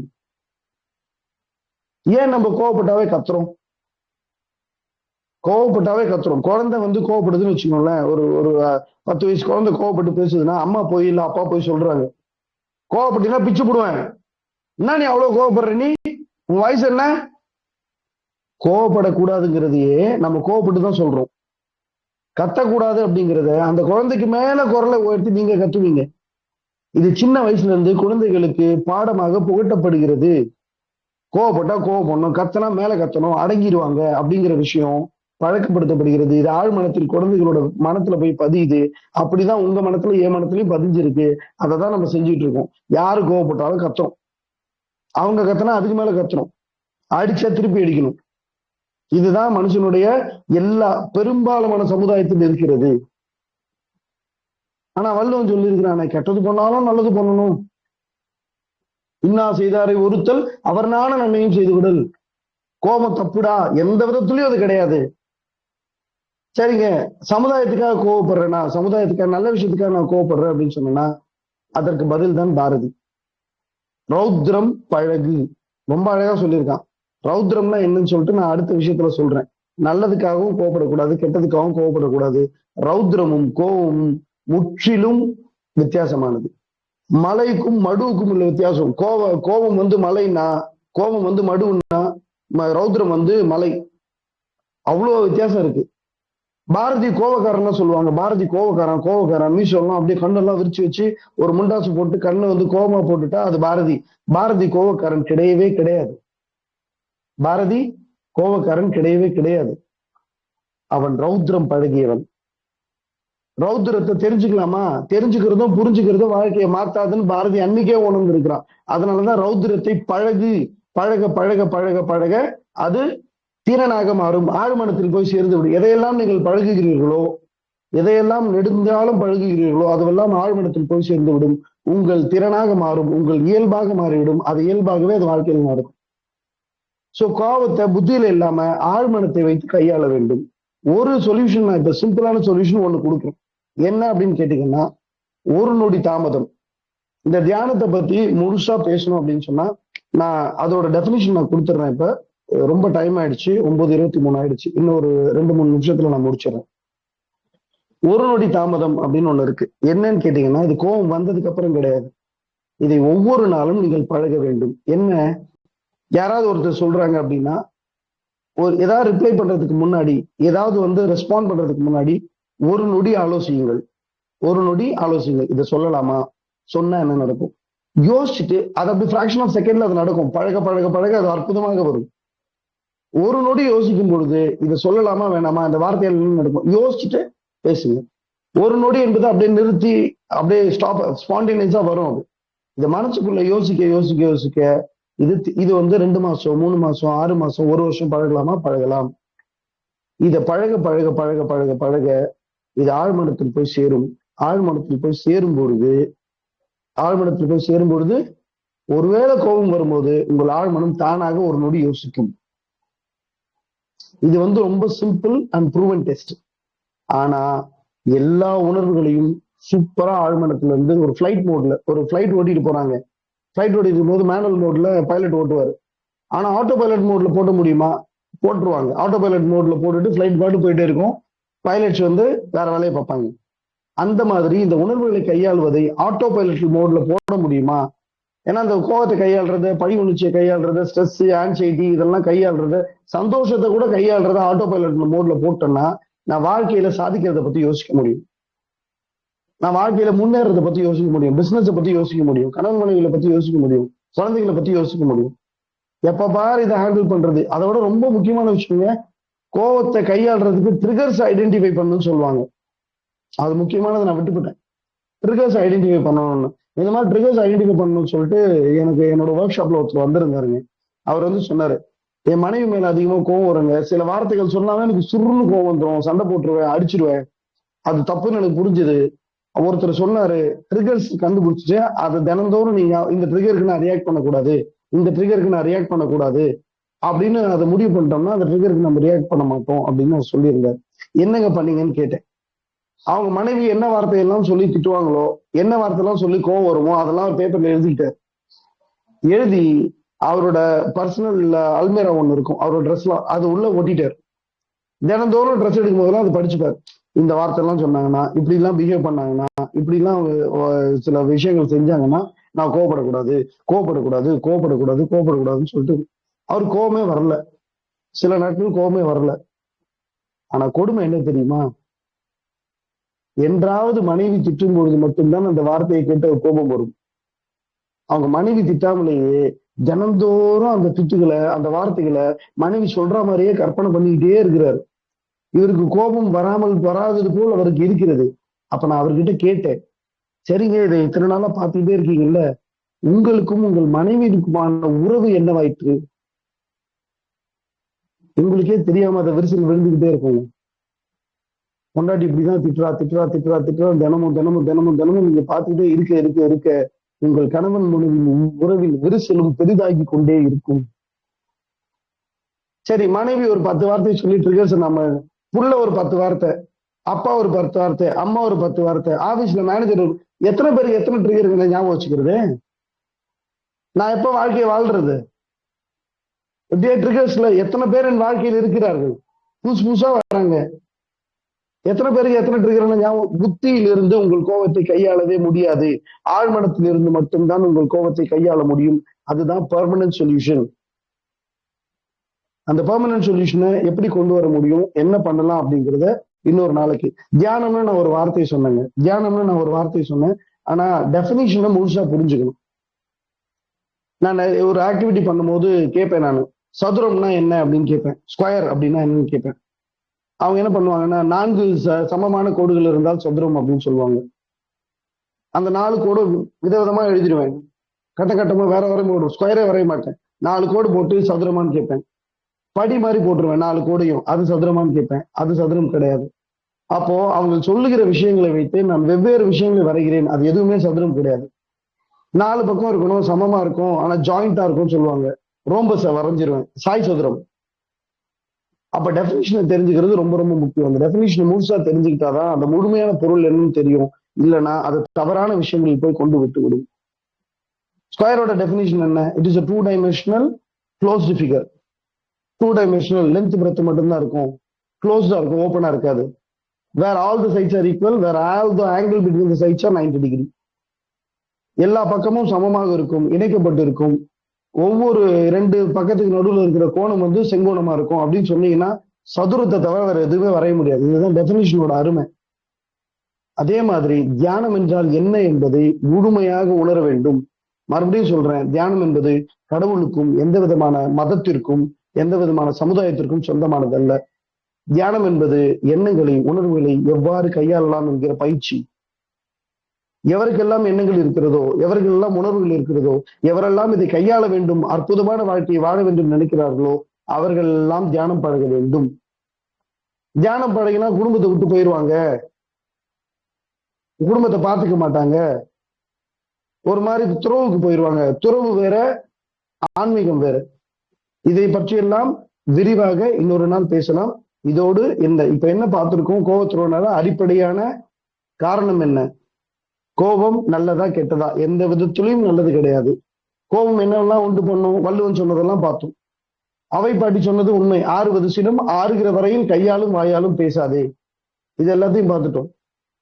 சோ கோபத்தை கையாளுகிற முறை என்ன, அந்த முறையை பற்றின முழுமையான அர்த்தம் தியானம்னா எல்லாருக்கும் தெரியுங்க. The most underestimated and misunderstood word தியானமும் ஆன்மீகமும். இந்த வார்த்தைய உலகத்துல அத்தனை பேரும் முக்கால் பெரிதுமாக the most misunderstood and underestimated word is meditation and spirituality. தியானமும் ஆன்மீகமும். ஒரு நாள் வாய்ப்பு கிடைச்சதுன்னா இதை ரெண்டுத்தை பத்தியும் முழுமையா தெரிஞ்சுக்கிறதுக்கான விஷயத்த நம்ம அணுகலாம். ஸோ கோபத்தை கையாளுறதுக்கான பயிற்சி அப்படிங்கறத நான் இன்னொரு செஷன்ல வச்சிருக்கிறேன். ஒரே ஒரு விஷயம் மட்டும் என்னன்னா, இந்த மூச்சை கவனிக்கிறது அற்புதமாக ஒர்க் அவுட் ஆகும். அதை பயிற்சியா பண்ணணும். கோவம் வந்ததுக்கு அப்புறம் மூச்சு கவனிக்கலாம் முடியாது. கோவம் வந்ததுக்கு அப்புறம் ஆழ்ந்த மூச்சு எடுக்க முடியாது. பிராணாயாமம் ரெகுலரா பண்றது நல்ல ஒர்க் அவுட் ஆகும். தினமுமே ஆழ்ந்த மூச்சு எடுக்கிற பயிற்சி எடுத்துக்கொண்டால். ஆனா பான தியானம். ஆனா என்னது? உள்மூச்சு. பானா என்றால் வெளிமூச்சு. உள்மூச்சையும் வெளிமூச்சையும் கவனிப்பது, அது சிறந்த பயிற்சி. அதையும் பண்ணலாம். இன்னொன்னு, ஒரு நொடி தாமதம். எந்த ஒரு வார்த்தையை சொல்லும் முன்னும், எந்த ஒரு செயல் செய்யும் முன்னும் ஒரு நொடி தாமதித்து இதை நான் சொல்லலாமா என்று யோசிக்க பழகணும். பயிற்சி இது. 3 மாசம் 6 மாசம் 1 வருஷம் 2 வருஷம் 3 வருஷம் 4 வருஷம் பழக பழக பழக அது உங்கள் ஆழ்மனத்தில் போகும். அது உங்கள் திறனாக மாறும், உங்கள் இயல்பாக மாறும். கோபம் வந்த போதும் ஆழ்மனம் தானாக ஒரு நொடி யோசிக்கும். இதெல்லாம் தாண்டி தியானம்னா என்ன, அது முறையை எப்படி பயிற்சி பண்றது, எப்படி அது நம்ம கோபத்தை கையாளுறதுக்கு உதவுது, கான்சன்ட்ரேஷன் இன்க்ரீஸ் பண்றதுக்கு உதவுது, வாழ்க்கையில் என்னவெல்லாம் தியானம் தருகிறது என்பது இன்னொரு நாள் நாம் பார்க்கலாம்.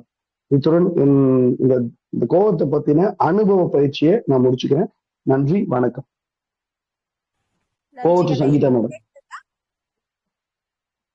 பாலகிருஷ்ணன் சார் கேக்குதுங்களா ஐயா?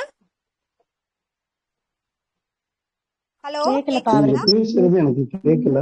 ஒரு நிமிஷம்.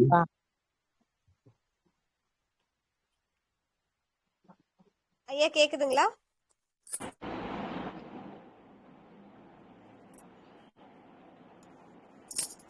ஹலோ, கேக்குதுங்களா ஐயா?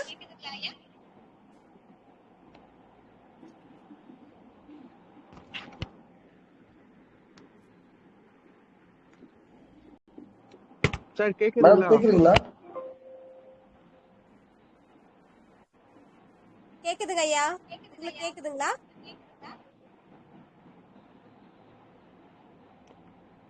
ஐயா கேட்கல போல. சார் லைவ் விட்டு வெளியே போயிட்டு திருப்பி ஜாயின் பண்ணுங்க சார்.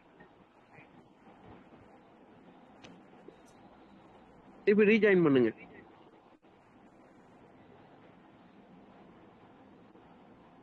கேக்குதுங்களா?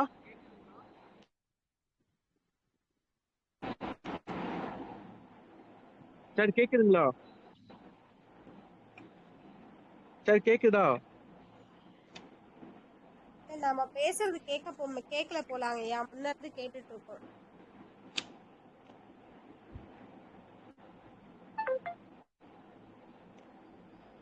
வெயிட் பண்ணுங்க, கால் பண்றேன். வெயிட் பண்ணுங்க.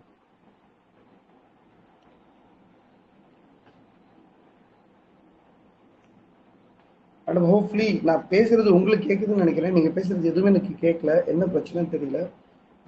நீங்க மற்றவங்க கிட்ட ஃபீட்பேக்ஸ் ஏதாவது வாங்கிட்டு கேள்விகள் ஏதாவது வாங்கி வச்சுக்கோங்க, நம்ம பேசலாம். எதுவும் கேட்கல. ஒரு நிமிஷம் செக் பண்ணி பார்க்குறேன்.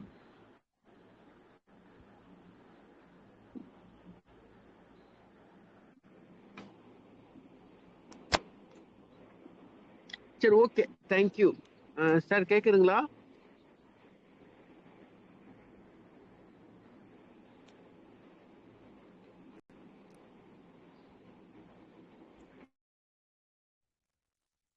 சார் கேக்குதுங்களா? வெயிட் பண்ணுமா, ரெக்கார்டிங் யாரும் ஆஃப் பண்ணிடாதீங்க, வெயிட் பண்ணுங்க. சார் கேக்குதுங்களா? சரிங்க.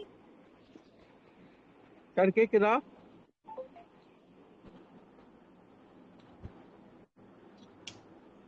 சார் கேக்குதா? கேக்குதா? சார் வாய்ஸ் கேக்குதா?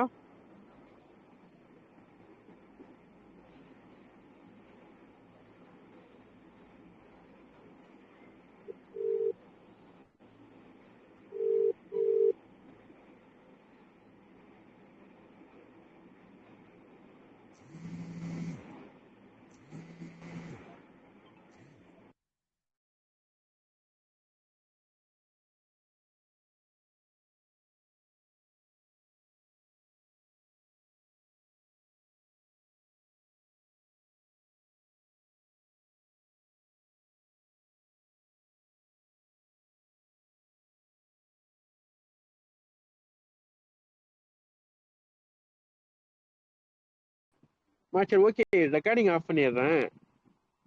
சார் ஆஃப் பண்ணிருக்கேன். கேக்குதுங்களா?